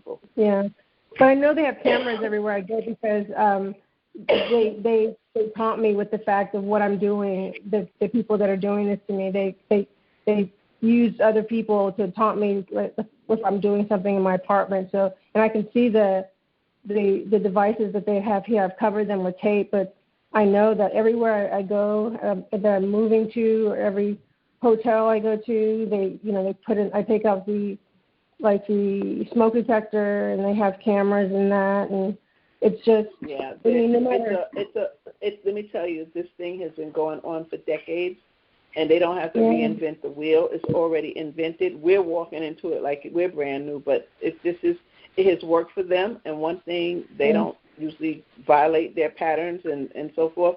They continue to do the same thing because it has worked for so long. But our goal is to bring it down. So thank you for joining us.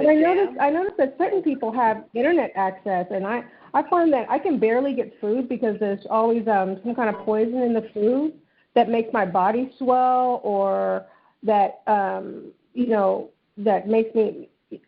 What do you mean the poison in the food that you buy or you eat out? No, that I buy from I can't even buy from the grocery store anymore because it's like they know everywhere that I'm going to go. And then, like they said, they read all your patterns. So when I go in the store, it's like they're waiting for me there, and they're always changing the products, whether it be Trader Joe's, whether it be Whole Foods, especially Whole Foods. And the market around here, they change the food, and like when I buy it, it's got some kind of either toxin in it that either makes me itch, sweat, or bloat. Like my ankles will just start to swell up. And when I went to Jamaica, it was even 100% worse, And I'm just saying that it's just so pervasive that, and no matter what, I haven't told on these people. I haven't. I've tried to have police reports because when it first started happening, I just could not wrap my head around what was happening. And your website has really helped me understand. But it took me just until the last couple of months to really be able to calm down to even go over your website because my mind has I just could not wrap my head around what was happening. But can I say this? Lori? I'm gonna wait. Lori, wait 1 minute, Roger. We're gonna move on to the next person. I'm gonna let Roger let him make his comment after we move on. And but I want to say to you to keep listening. Just keep listening to this program. This is about action, and there are also other programs, other conference calls that provide support and information. Just stay in the community and just continue to be embraced by them. Let them be kind to you, and just listen and learn more and more. All right, so we're going to release Lori. you, and we're going to move to the next caller, and go ahead and make your comment. But she's going to be muted. Roger, you can go ahead and make your comment. Okay, Lori, I thank you for coming to the show, but I want you to remember this. You have to remember, if you don't control your mind, they will. You are in control, and I want you to join other calls because I don't want you to be isolated, okay? And knowledge will dispel your fear, and you continue. And I believe that God can do anything, so get some faith and continue to march on and don't give up. We are near victory, okay? Thank you so much, Lori. Hang around the community. We care for you. We understand, okay? All right. All right. Next caller. I can answer a question. Go ahead. Yes. Go ahead. I'm sorry. This is the first time I've done this. Okay. I don't really know who I'm talking to. I'm sorry. I'm a retired school teacher, and I feel like I've been embarrassed to say that I'm a targeted individual because I was trying to teach piano again. I was taught music. I have no history of mental illness. I started 3 years ago. I lost everything, my home, all my family. When I started telling people because I didn't know what was going on. And it's just been bad, and I'm completely isolated now. I'm sorry. I just have so many questions. I don't even know what to say. I don't really understand the purpose of the foil because I know when I went on a cruise, it didn't matter if I was out in the open. What's your name? I'm Jill Roberts. Jill Roberts. Hi, Jill Roberts. Okay, let's slow down for a second. Let's slow down for a second. Embarrassed to be a TI, you're a victim, number one, like all of the rest of us, and you're on the call with all targeted individuals. You don't have to be embarrassed. We're not ashamed. We didn't do anything wrong. We were selected for this. We didn't choose this. So that is all okay. Throw shame out of the window. Okay, so we're not ashamed here. We are people that we're victims of this program. Okay, and so we're here to answer. If you have one question, only because for the sake of time, you have one question, whether in general or for Roger specifically, please do that. And it's going to be okay. We're working. We're doing what we can to bring it down. Go ahead. Okay. Oh. You have one I don't know if I'm the only. Okay, I'm hurrying. I have something called simultaneous speech, and I was going to show you. I told my doctor, because of the predictive nature of the artificial intelligence, I can predict what people are going to say, and I talk simultaneously. I'm just on the local news, and I'm going to be in a research study, and I don't know what to do about it. Let me ask you a question. Do you have V2K? Hello, ma'am. That's how I developed. You have V2K? Are you hearing things like you have V2K? Okay. I think I talk at the exact same time as people. It's odd. It's very odd. Okay. All right. But I haven't told anybody it's because of them targeted, because I don't know how. I don't know what to do. Nobody knows. All right. So let me just say a few things. To hang around the community, just kind of look on tievents.org at the different conference calls and join them and find the ones that's best for you. Okay? I know you're talking at the same time as me. What you said is, yeah, I get it. I can't read your mind. That's what people think. I can't. Okay. It's okay. But please just hang around the community. We'll show you love. Yes. Thank you. Go to tievents.org and check out the different conference calls. Okay. All right. The best of everything, my dear. Okay? All right. Next caller, please. Oh, good. Hi, Gaji. Hi. Oh, my God. I know that voice. Hi, Constance. I got a couple of things I want to add to the detox bath. Okay. Go ahead. Just some stuff that I use. Okay. I use the borax. I use baking soda. I use sea salt. I use, oh, God, it just left my mind. I use lime juice in the tub. Also, when I get out of the tub, I use Vaseline. After all of that, I put in, and we soak and scrub down. We soak in it, and then we scrub down with borax. And then when I get out of the tub, I mix a little bit of lime juice in with the Vaseline, and I rub us down from head to toe, including our hair, our feet. I get a pommel stone, and I go over our body with a pommel stone. You know, the kind you get the dead skin off your bottom of your feet with? I take that, I do our feet, I do our toenails, I do our skin, but very lightly on our skin, and a lot of it does come out. A lint thing where, like, you take the lint off the clothes. Sometimes it's good instead of using a towel. So you get out, you're wet, and you kind of like air dry, and then you just take that lint thing and just go over your skin. So if there's anything that's on your skin that you miss, that does get. So kind of wanted to throw that out there, you know. Just wow, that's beautiful. Thank you. Thank you. And I've used everything except for the lime juice. So I'm gonna add that. The lime juice I mostly use for the insects that they can use on us to help to kill the eggs that the insects can lay inside of our skin. So can we use that? That's a nice. Okay. All right. Thank you, so Constance. That was very helpful. I'm going to tell you I have a testimony I want to share with the community. Is that okay? Yes, go ahead. Okay, so me and my daughter's at the store grocery shopping a couple days back. And I got my card, I got my groceries, and I'm really getting gang stalked. And it kind of got me a little edgy, the manipulation of the mind into this, into that, into that. So I'm getting up to the cash register. I got my daughter, she's in the wheelchair, I got my card. And I'm like, okay, I got to pay for these groceries. I don't hoping everybody don't look at me like I done lost my mind, because I felt like I went somewhere in an orbit. And I'm up there, and I'm getting everything out. I say, okay, well, I'm not going to do this. I'm going to pay for the groceries with cash money instead of using my debit card.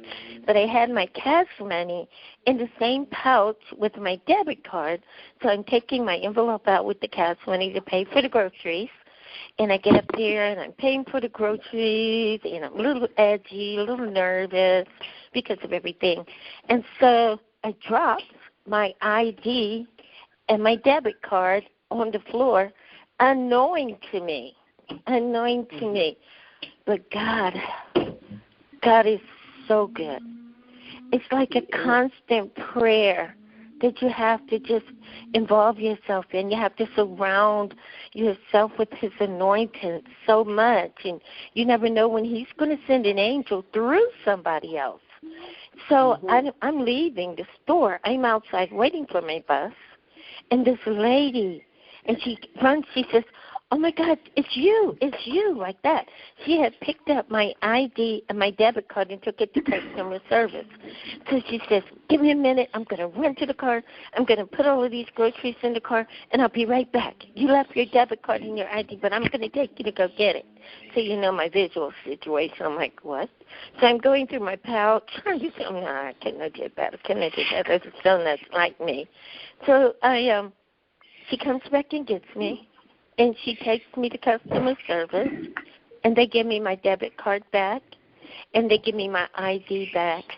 So, you know, when we're in a situation and you're thinking, okay, we got all of these bad people, all of these gang stalkers, and all of this is going on, and all of that manipulation is going on with our mind and everything else.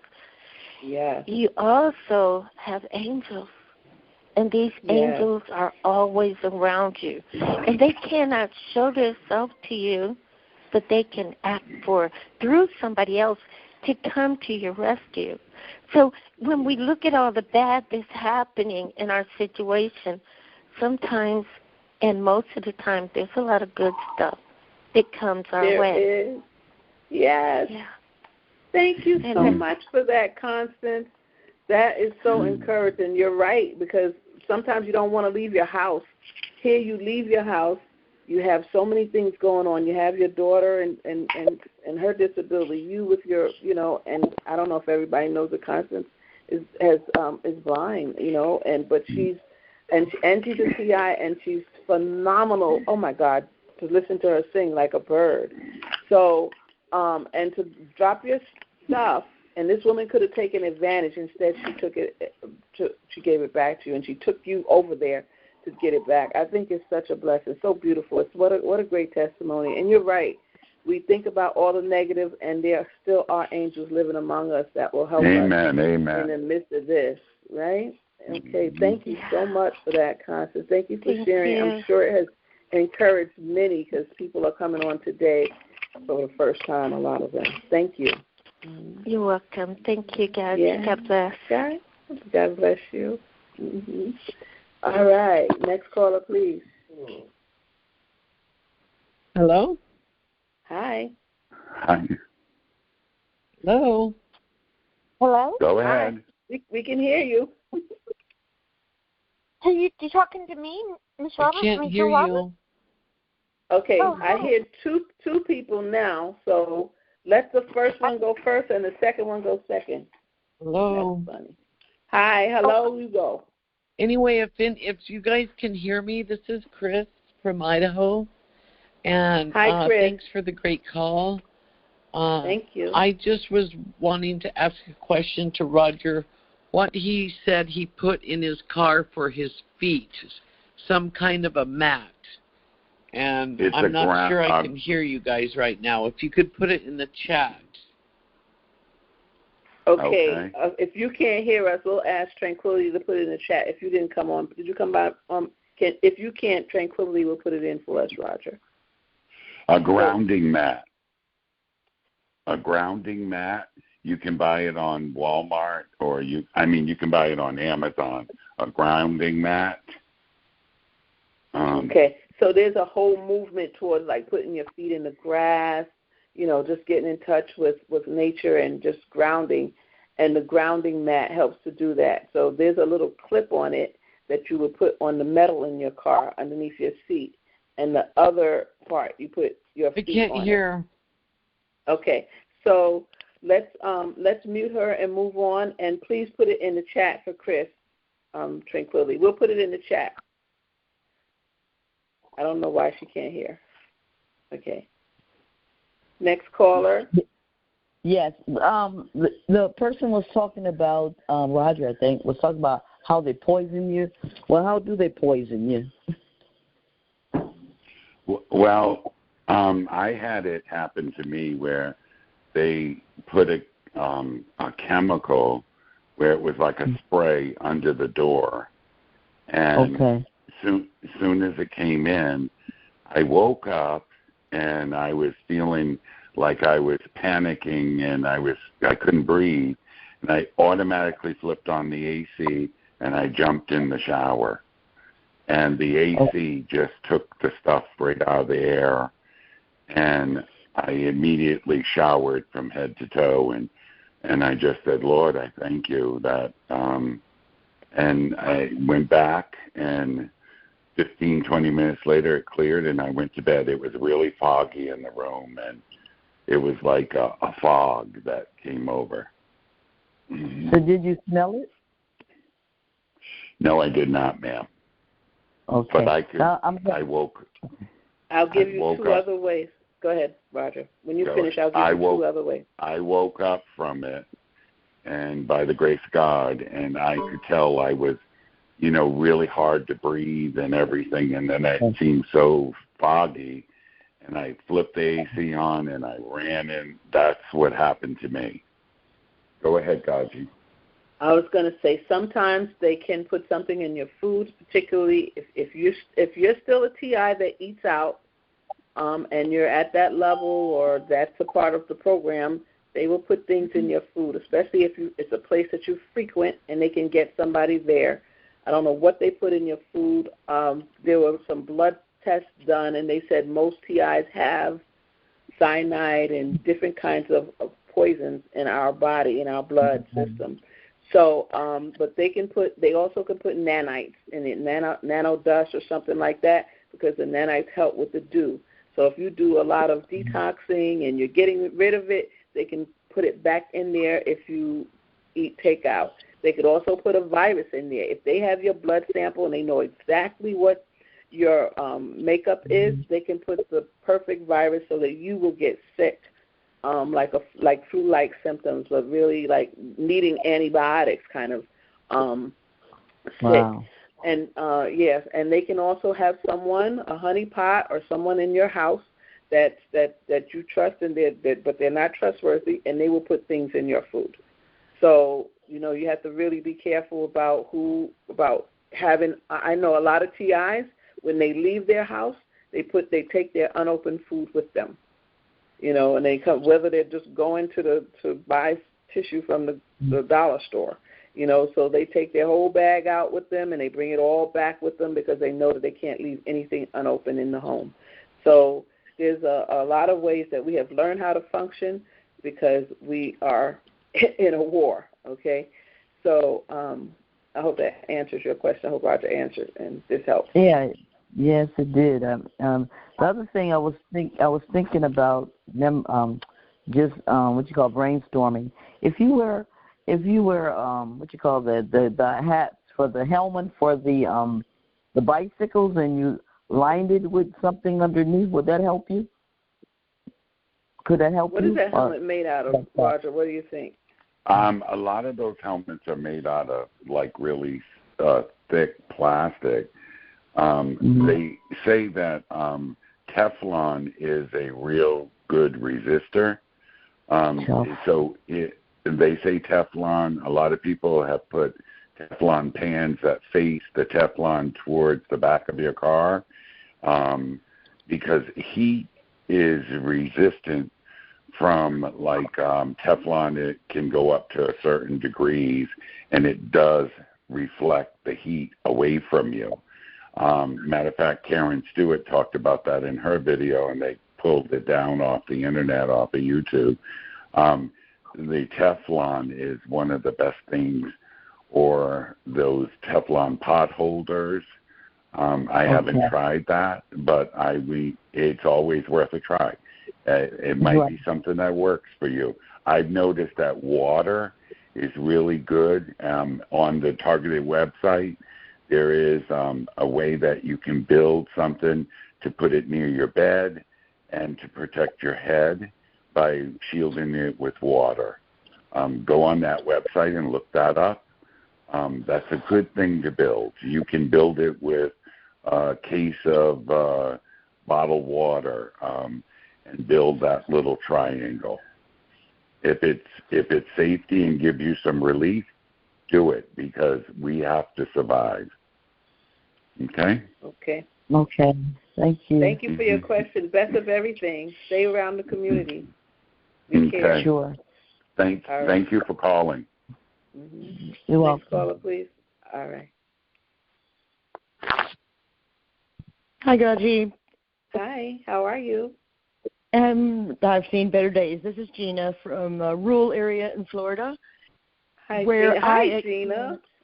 Hi. Hi. Long time. I experience the chemicals 24/7, and my body's not taking it very well. Even getting a bath or a shower doesn't get it off. It's steady blowing in anywhere I live.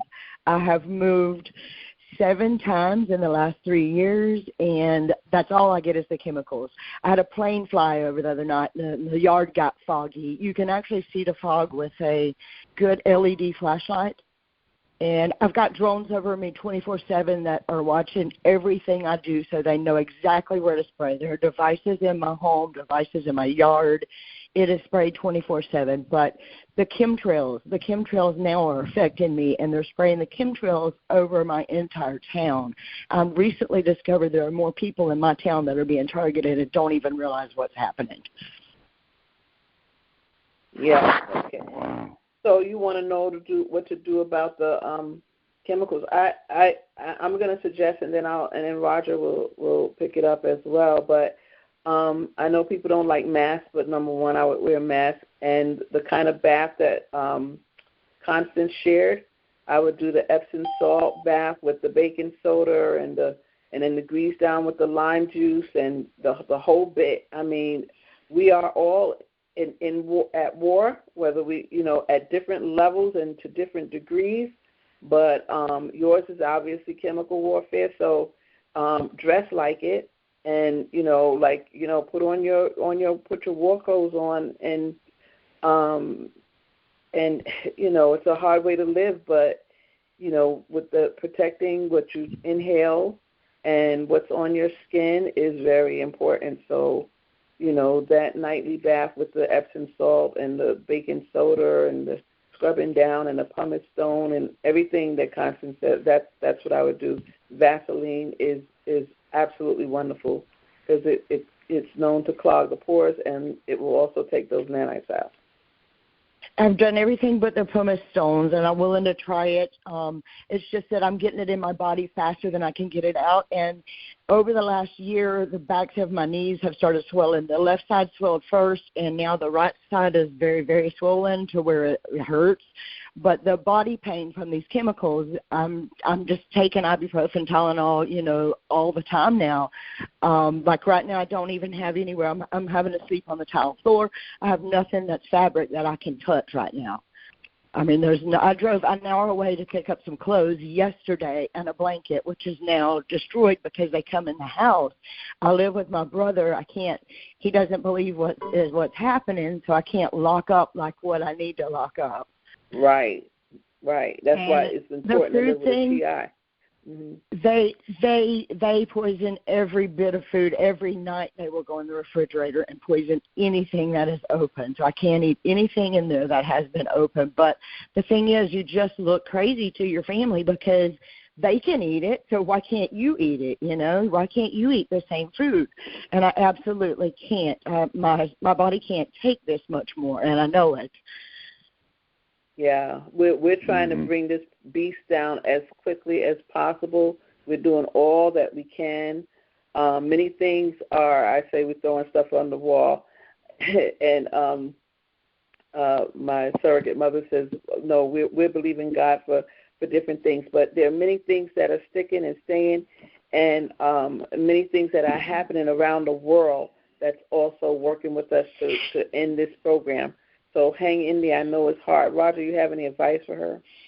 I don't, honestly, in regards to that. The best thing that I knew was the bath and the Epsom salt, but I don't know in that particular case, no. Right. I would say also, Gina, is that you say it's coming faster than you could. I mean, not to worry about taking it off every time, but, you know, at the end of the day, you take your bath at night and you do what you can to detox. Also to detox. You could detox with bentonite clay, with diatomaceous earth, that's DE. There's so many things that you can detox with apple cider vinegar, putting a little in your water, you know. And I'm steady detoxing, but the thing is they come in and they poison whatever I have that I can detox with. I bought the EDTA. I've went through all kinds of things trying sodium citrate, I think was the last thing that I got. There's a lot of things out there that I have tried, but it's like if they poison what I get to take it out of me, I can't keep them off of me. I'm in such a rural area. There are no neighbors around. And now I have no cameras. So how are they getting it? Are they doing it through your family?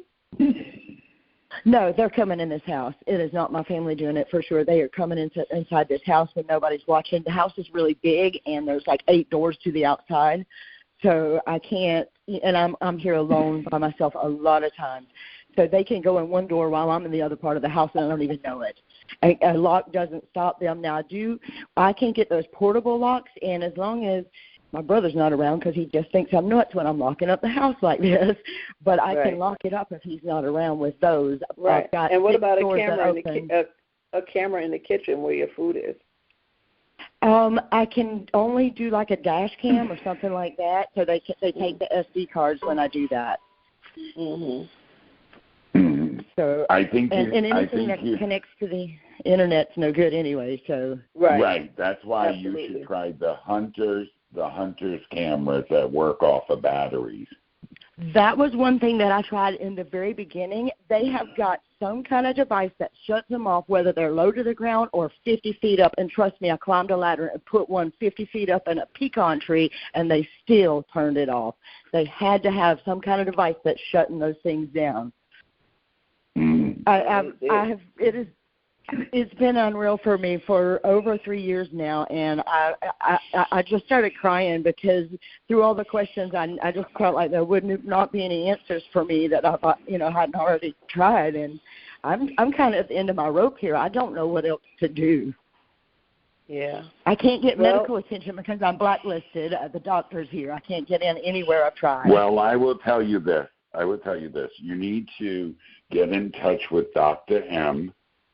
I think that would be your best resource right now because as far as medically, I think she could advise you better than we can.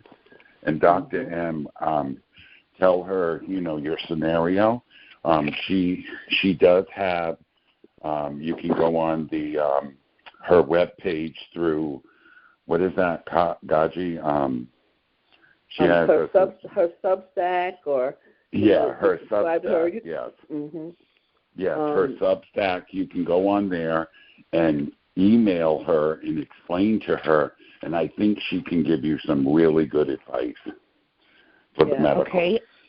All right, and I didn't really take any notes when you guys were talking Dr. M because I didn't understand the last name either, so I didn't take any notes at all. She's on the board of or the Targeted Advisory Board Justice. of Targeted Justice. Okay. So go on the website, look her up, and then follow her, and look up the symposium. In the symposium, she gives a lot of medical tips, detox tips, and awesome. she does Thank treatment. you. She's in Washington State, and her office is open. Okay. And she would communicate with me? I don't know. Yes. I'm not going to say it, but Roger says yes. I think but she would. Me I too. think if you would go to her Substack, I'm sure she'll communicate with you. Okay. Thank you so much. Best I really of appreciate you Gina. guys. Best All Thank right. you. Y'all guys have a great night. Thank you. You too, dear. Thank you for coming. Bye-bye. Thank you. Mm-hmm. Next caller, please. Hello, this is Sakib from Atlanta. I apologize if there is noise because I'm driving right now. There might be some background noise. I only have two quick questions. First question is about the earthing mat. Because since I make myself earthing mats also, but for them to work properly, they have to be grounded. So how would you ground them when you're driving? That's a good question. Oh, I know how to ground them. You put the silver clip on the metal in your car. That's what I was just going to say. But doesn't the car has to be? Sorry. By doing that, you will get grounded to the car, but the car is not grounded. Doesn't it? Because see, when you buy one, it actually has to go into your outlet, ground outlet, and it goes into the earth, to ground into the earth. So if grounding to the car, it still works without the car being grounded to the earth? That's the instructions I received. Go ahead, Roger. I'm sorry. Okay, very good. Right. I'm sorry, go ahead. They are actually will not eliminate it, but it does help it a lot. Matter of fact, Anna Toledo, I found out, does the same thing, and she has the same problem, and she said it does help. It doesn't eliminate it, but it does help it. Okay. And quick second question. The mirror thing that you mentioned, the mirror you have, when you paint it, the back of it, and you mentioned when you're driving, it's behind your head, facing towards your head? No, it's okay. You know how they hit you with these portable do weapons, direct energy, and you're driving and you feel that energy and that tingling in your body? You take the mirror, you spray the very back of it, you face the mirror towards you, and the black towards the back of your vehicle, and that heat absorbs heat. Do you understand? But the actual mirror, the mirror part of it is facing your head. And that's correct. But the paint or your that's back, facing the or your back. Or your back. Okay. Like, and for the instance, and the black the black is facing towards the back of the vehicle, sir. Mm-hmm. Okay, I got you. Now, do you do the same thing while you're sleeping, or it doesn't work when you're sleeping? No, I do it when I'm sleeping. I have it right under my bed, but the mirror is facing down to the earth, and then the black is facing up. You have to have the mirror facing the floor because that hits, and then it disseminates the dew because it's heat resistant. Okay. And what is the size of the mirror? What is the size of the mirror? Listen, the bigger the better. Okay, very good. Thank you so much. Appreciate it. Okay. Thank you for calling. Best of everything. Next caller, please. Hi, GoGi, and hi, Roger. Hello. I'm having a problem with they're doing high EMF in my house. Do you know how I could get rid of that? It's with the current from the power lines. Well, as we know, EMF is an electronic magnetic force. It goes through electricity. It goes through anything with a motor. So it gets its strength from the electricity and from motors and anything in your house that has something that works through battery or power. The best way to try to eliminate most of it is to reduce first of all, your Wi-Fi should be off totally.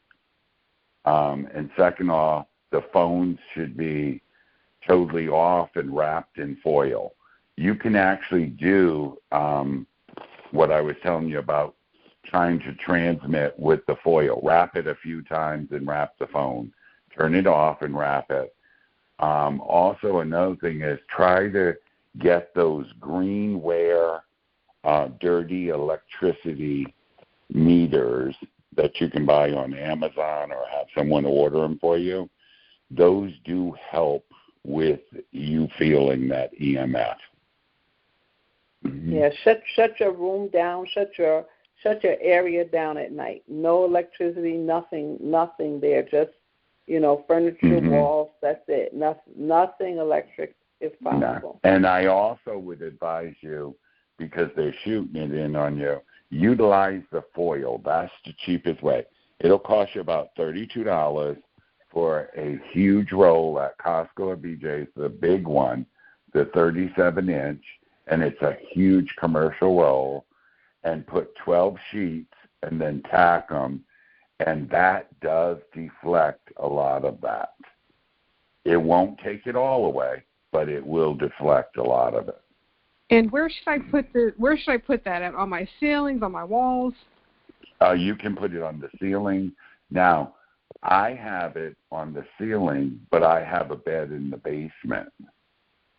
I have my regular bed, but then if it's too bad, I go in my basement and I have it, because I'm underground, and then I have the foil right over my bed, and that can't really come in because, as we know, they can't shoot it through dirt. It takes a lot. With concrete does help it, and also dirt. So that's why I put a bed down in the basement where I can get my sleep. I need my sleep. I need rest. We know the body needs rest. Yes. I turned off my power breaker, and it's still coming. It's still coming in. Yeah, that is true. That is true. A lot of people have tried to put their feet or their body in water. Water does help it. They have also tried to sleep in tubs. I understand you turn off all your breakers, but then you got to get something that deflects it, and that's why they say they have black paint that is EMF black paint that you can paint all your walls that will help deflect that also. And I do have aluminum siding on the outside of my house, and it's still coming in. Yeah, I don't know if the aluminum. Yeah. I don't know if the aluminum siding like that helps. But I don't think that works. Yeah, that doesn't. I don't think that's that kind of aluminum. Yeah. But if you try some of these things, particularly try the thing on top of, on the ceiling, and some of the copper around your body, and it should make a difference. Just based on what I'm hearing. All right. Yeah. Thank you. Let us know how it works. All right. Thank you. Okay. Thank you. Yeah, thank you for calling. This is Lisa. Huh? Lisa. Hi, Lisa. Okay. All right. Thank you. Next caller, please. Hi, Roger. Hi, GoGi. This is Sherry from North Carolina. Originally from Mississippi. Okay. I loved your article, GoGi, in regards to the Mississippi on the it's basically getting stuck in the mentally ill. I was thinking as soon as you said Mississippi, I said I'm glad you left there. Oh yeah. Well, I still have my home there, so I needed to figure out that situation. Right. Oh my God. Yes. So when I discovered that people were in my home, Roger, I actually was blessed and protected by God, of course, to be able to catch the people red-handed, poisoning me. And and my handler was my boyfriend, and anyhow, I had a couple of questions for you in regards to what about like you have those old vintage aluminum campers? Is there like if you put like maybe rubber or something in the inside of it, you still have the aluminum on the outside. It's not real thick aluminum, but it's thin enough. And then I heard this. They told me the best one to buy is the dome one that is made by.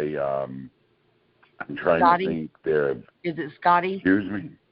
No, it's all aluminum. It's a high-end trailer, and it's all thick aluminum.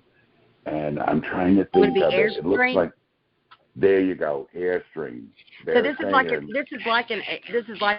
Airstream, and and so I'm thinking that if I maybe put some rubber to make the walls out of rubber, put wet rubber in between the walls. That's what I'm thinking.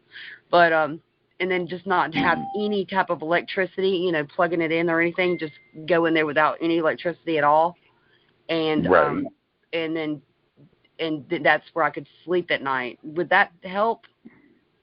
I think you're going to have a lot of relief by doing that. Okay. I really do. I really believe that. Yes. Okay. All right. Well, then that's other than, I'm going to have to put some cameras all around me. But okay. Yeah, right.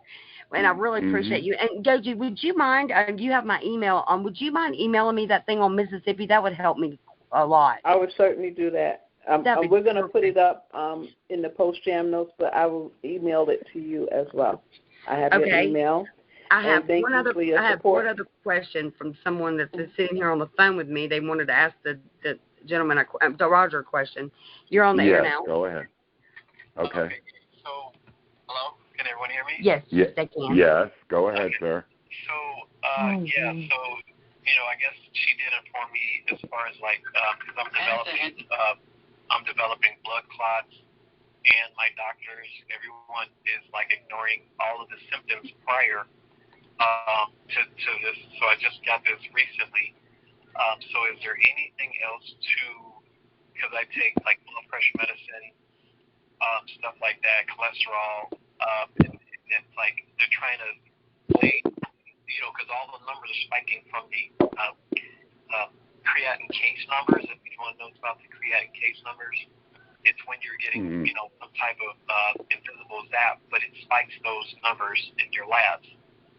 So the doctors, they're kind of misdiagnosing you. It's like a false positive.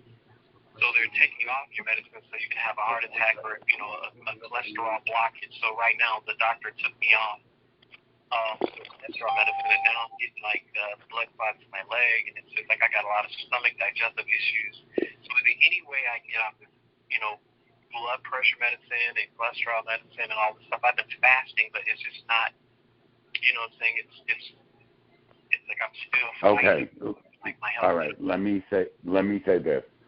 Garlic and vinegar, apple vinegar, has always been an old wives' tale about high blood pressure.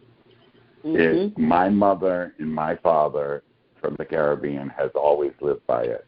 They always mix raw garlic with, you can Google it, with the apple vinegar. They let it ferment, and they take a teaspoon a day, and it had controlled their blood pressure totally. Now, as far as cholesterol, I'm just telling you, I'm not a doctor. I'm just giving you my life experience. Cholesterol is controlled by what we eat. I will tell you this. If you're eat protein, half the plate protein, half the plate should be vegetables. Try to eliminate as much carbohydrates as you can to get that cholesterol down. As far as the blood clots, I would tell you to Google home remedies for blood clots. Are they superficial?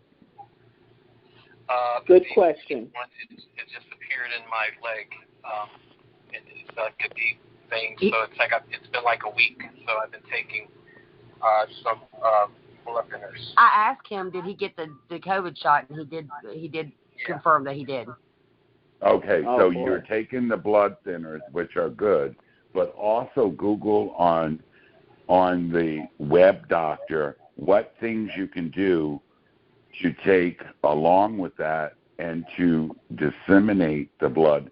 Do some research on it, that you can do home remedies, because a lot of times when we didn't have doctors around and we lived in certain areas, we had medicine people. Like in the tribal days, we had medicine women and medicine men. So try to research that, sir, for yourself, and try to use some of them home remedies, because a lot of those things work. Yeah, and let me say this. Once the crisis is over with the blood clots, once it's over, but not until, keep massaging your legs. Massage them and use the TENS unit to stimulate them, so that will help to. It serves to help with like compression socks and stuff, because you also use compression socks. So once you're over this crisis, use the compression socks, the TENS unit, massage your legs, keep it, like exercise, just kind of keep the movement going so that you can keep the swelling down. But it's obvious. It's definitely a reaction to the do, and it's something that they're doing. So and one of the things about it is when this stops, we'll have a chance to restore our body. We'll have a chance to restore and renew our body. So right now we're treading water, but we will have a chance to renew our bodies, and a lot of this stuff will be gone, because they're constant. The constant by them constantly doing it and keeping us in a state of constant defense, because they're offensively, working on us. That is what keeps the cycle going. So once it's broken and it stops, we will just continue to, refresh ourselves. So this is as long as it lasts. So is there any lawyers out there? Because I literally have my family stealing like land and property from me. I can't get any lawyers to defend right now. They're stealing like. It's very difficult to get an honest lawyer to defend you right now, because they will bribe them, threaten them, work on them, because we're working against government criminals. So it's so hard. But everything that's done, anything that they try to take from you or they do or are able to take, document. Your day in court will happen. Because those are damages, am I right? Yes, absolutely, and you'll be compensated for it. It's sad to say that they might be convinced to do this and to treat you this way. That's correct. It's really, really sad, but it's part of this is not them.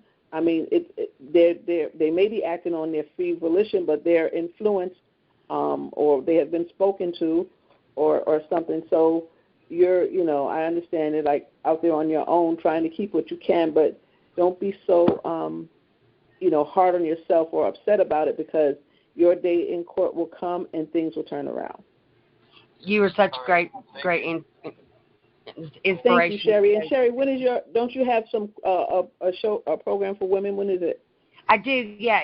We kind of open it up at night now, and it's just a women action program that we started. We're calling it like Targeted Women, and and then also just wanted to let you know that we have that. We've been doing it every night. It's kind of something that developed. I didn't really plan on it, and but I really do appreciate your help. And and the two women that were on the line looking for help, they're more than happy to come in, and I just wanted to let them know that we're trying to help. And I know that you and I were talking about maybe doing something for women, with some properties, because there's actually a couple of women in the same position I am in, with a home that's completely open and they can't be in it because they're alone. Right, I understand. Okay, so we can talk about it. Absolutely, yes. That would be Call great. me anytime. Mm-hmm. Okay, and sir, are you finished? Did we answer your question? He said thank you. Yes. Okay, good. Thank you. All right, thank you, Roger. Thank you, Sherry. Okay, All thank right you. now. Okay. I think we have 3 more. We're down to our last 3. It's the time that I was trying to prevent, but if I just, it's hard for me to leave anybody on the line. It's okay. part of my OCD. I'm sorry. So let's try to make these 3 really quick. Let's go. Next caller. Hi, everyone. Thank you for taking my question. Something that we didn't talk about tonight is I'm having a very hard time. So first of all, I'm Olivia. I'm calling from Washington State. And how do you go about finding a doctor or any kind of affiliate for initiating an X-ray so that Girl, you're in Washington State with Dr. M. You have the best person in your area. I just actually moved here. My targeting started from Pennsylvania, and I actually just experienced medical fraud today. But how do you go about getting an appointment? Like, what do you say? Because obviously it's hard to trust some doctors in fear of being looked at as crazy and things like that. All right, let me take this one. So, number 1, you're not going to talk about the targeting program unless you're talking to Dr. M, who is on the board or on the advisory board. And her office is in Washington State. I'm not sure where, so please start with Targeted Justice and then follow her and see if you can find her. A lot of people would love to be in your shoes, so that she's very helpful. And if she can't service you, based on your insurance or whatever your situation is, then perhaps she can recommend somebody. But that would certainly be my first option. And yes, you cannot right now be so trusting with procedures and anything invasive. But if you go on the website, I think they're preparing it. There's a medical implant letter, which means that a letter that you can give if you have to go through any kind of procedure, and Targeted Justice offers a medical implant letter to hopefully avoid anyone putting any more implants in you, as we believe most targets are implanted. Correct. So I would say start by looking for Dr. M. Mm-hmm. Okay. Because I have a device, to measure and stuff. So I know that they're definitely in there and I could feel them. But I'll start off with her. And my second question is, how can I get more involved? Oh, great. I love those kind of questions. Yeah. Write me at, I'll find out what you like to do and what your skills are. When you send me an email, the Justice Action Meeting at proton.me. The Justice Action Meeting. Action Meeting. At proton.me. At ME. Okay. Fantastic. Thank you. Thank you. You're welcome. Thank you for joining the call. Okay. All right. Next caller should be 1 and 2. Hello. Hello. Hi. Hello. Go ahead. We can hear you, sir. Welcome. Oh, you guys can hear me? Yes. I'm sorry. Yeah, that was okay. So I didn't know it took that long because this is like my first time. So I was on the phone with God's girl, but as far as the question I was having was the medical question and the land grabbing from from basically my inheritance and everyone. So it's just I thought someone had anyone, so no one legal, right? You're saying we can't get anything legal done. Doctors ignoring. That's all we can do is document medically. Okay. You were on the call with Sherry, correct? Right. I didn't know it took this long, so I have to basically, like I said, this is like the first time I'm new to this technology, basically, because I've been shut down so long. For so many years and isolated. So this is literally the first time that I've been able to talk to like-minded TIs. You know what I'm saying? Well, welcome. Welcome to the J.A.M, sir. What's your name? Mark. My name's Mark. Mark. Yeah. Welcome to the J.A.M.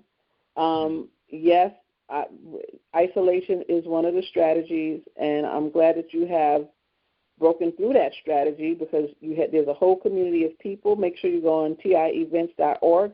There's a host of conference calls with all different kind of personalities. I call it flavors of ice cream. So you get to choose which ones you would like to be a part of and which ones you don't. But the whole community, everyone, well, most of the people in the community are targeted, are true targeted individuals, and the community as a whole will embrace and care about you and help you. So in terms of legal and medical, it's very difficult because you have people that walk around and smear you. Right. That's what part of the program is that you get smeared. They will say things about you that's not true. They will do things to disrupt your daily course of your daily routines, and of course, any kind of medical proceedings, legal proceedings, they can be corrupted. So as far as everyone here, and we have cell phones now and smartphones, can't we, authorize each other to be at these doctor appointments so we can verify each other? Like these doctors are ignoring what we're telling them. We're telling them our symptoms. Like I've been telling my doctor these symptoms for like 2 years before I got this blood clot, And so if I had someone on my smartphone to verify the doctor is ignoring me, by the time even in a worse condition, I have that verification. See what I'm saying? We can actually help each other instead of just going well, let me suggest that you link up with people in your area, and you can even go together to appointments to some degree. But the thing about it is this: even if you tell a doctor that what's wrong with you, they're still going to want to check you out, and it has to prove that what they examine has to match up with what you're saying. So even someone else on the phone may not be able to verify. They want to look in your body and see that your body says that. And hopefully they're being honest. I don't know.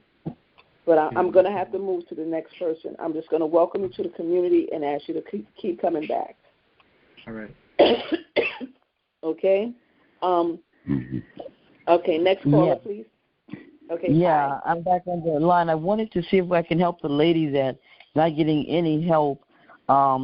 Aloe vera juice, the George's aloe vera juice, maybe the one that she wants to start drinking because it conducts the magnetic like X-rays that it won't. Okay. It's got to be George's because there was a study done with some road runners. And the road runner, out of all the aloe vera plants he picked the George's aloe vera juice. So I think that would be very helpful for her. And I think the olive oil with the lemon juice too, because X-rays don't penetrate that too good either. And a friend of mine discovered that dolphins, the sound of dolphins, help. And as far as someone discovered this too, the solar lights outside that gather the light. He said it was accidentally discovered, because he didn't want to run when he was doing his grass. And he brought him in, and his wife said the solar lights lit up the room like a light did, and it lasted for several hours. So there you go for some light. I know. And I was going to ask Roger yourself, do you think flip phones or land phones would be a little more safer? That's a question. Well, flip phones. I think a flip phone is safer than an iPhone because you can't take the battery out or the SIM card, especially on iPhones. The other phones that have a SIM card, at least you can take that out. But now they're making phones that you can't even change the battery. You have to go through them. There's a reason for that. So I would tell you I'd rather have a flip phone. Right. What about the land phone? Old timer. Yes, they're better. The landlines are better. The landline is better. Yes. And so I want to ask you tell you one more thing. I have someone that is with me from Texas, and he discovered that West Virginia, that's where we at, called Green Bank, West Virginia, do not have the towers or the satellites, and people are getting comfort from there. A woman said that she went for 10 hours and she didn't feel any electromagnetic stuff. And also in Virginia. I don't know where in Virginia. So there is a safe haven to go to. Well, keep telling us about Green that. Bank, West Virginia. Okay. Amen. Okay. So maybe Thank you for calling. Thank you for listening. What's up, Miss Goji? How you doing? I know who that is. I'm glad you found some. I'm glad you're in good company, Craig. Right. All right. Okay. All right. All right. Okay. Next caller, please. I think we're just about finished. Roger, I just want to thank you, sir, for your patience, for staying with us and all that. I think we're almost done. If not, are we? Okay. Next caller. We can hear you. Or can we? Is there a next caller? Well. Okay. Are we finished? I think we are. You have one question left in queue. Okay. Oh, okay. And you have somebody else who just jumped in. Someone else just jumped in queue as well. Too bad we can't cut that off. But where's that person? Somebody we can hear you, but you're not talking. Okay. Oh, can you hear me? Yes. Okay. Now we can. Go ahead. Hi, Johnny. I'm sorry. This is good seeing you. How you doing? I was on earlier. How you doing? I apologize. I fell asleep. I was on when you first came in. I dozed. I fell asleep. So I don't. You may have asked. Someone may have asked this question about it. So I apologize. But I just want to know what is it that I can do. I don't know the stories, but exactly what they're doing. But the people, it's upstairs over top of me, and throughout the day and night, 24/7, they're literally pouring. I can actually hear. Like water, and I can feel the water coming in my legs, coming in through my feet, through my legs. It actually comes in. They put it in, and it just fills it up. Actually, you can hear the water coming in. I can hear the tap, tap, tap from upstairs, and I can feel the water coming in and filling my body up. What is that? Anything I can do?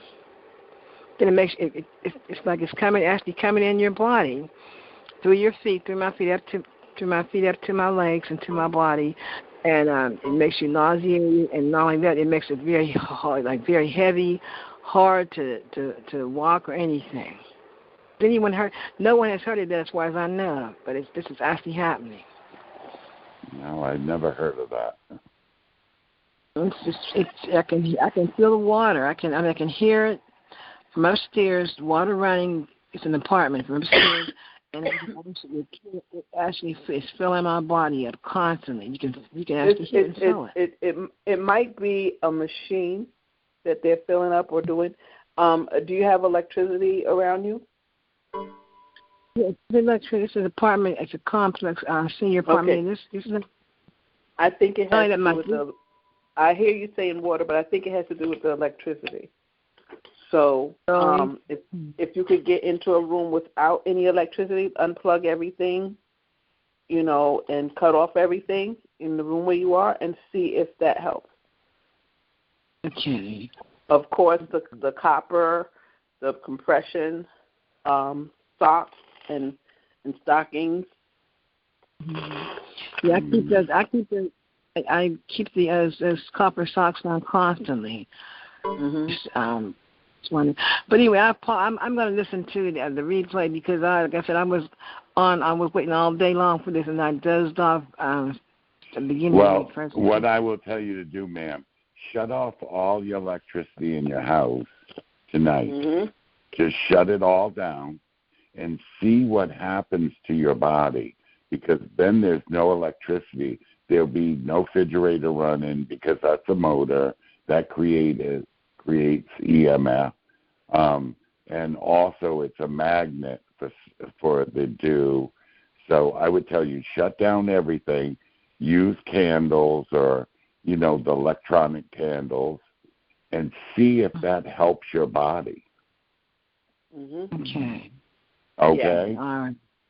All right. Thank you so much. God bless you. I love you. Thank you. Thank you so much. God bless you, too. All right.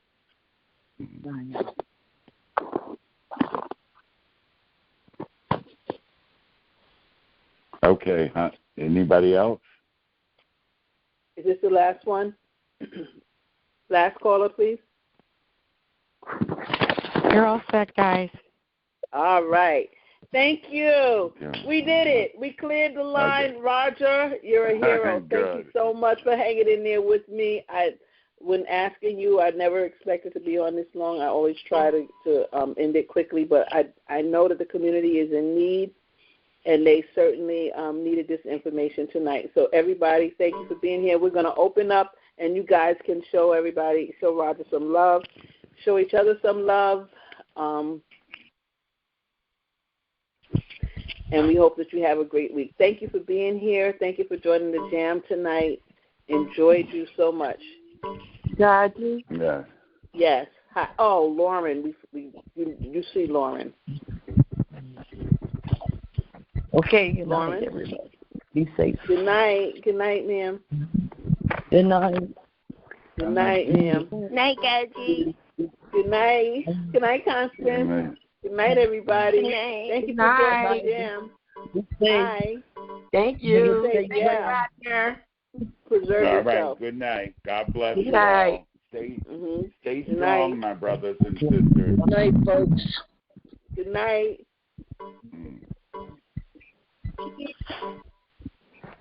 Okay. Who phone this is? I don't know who phone this is.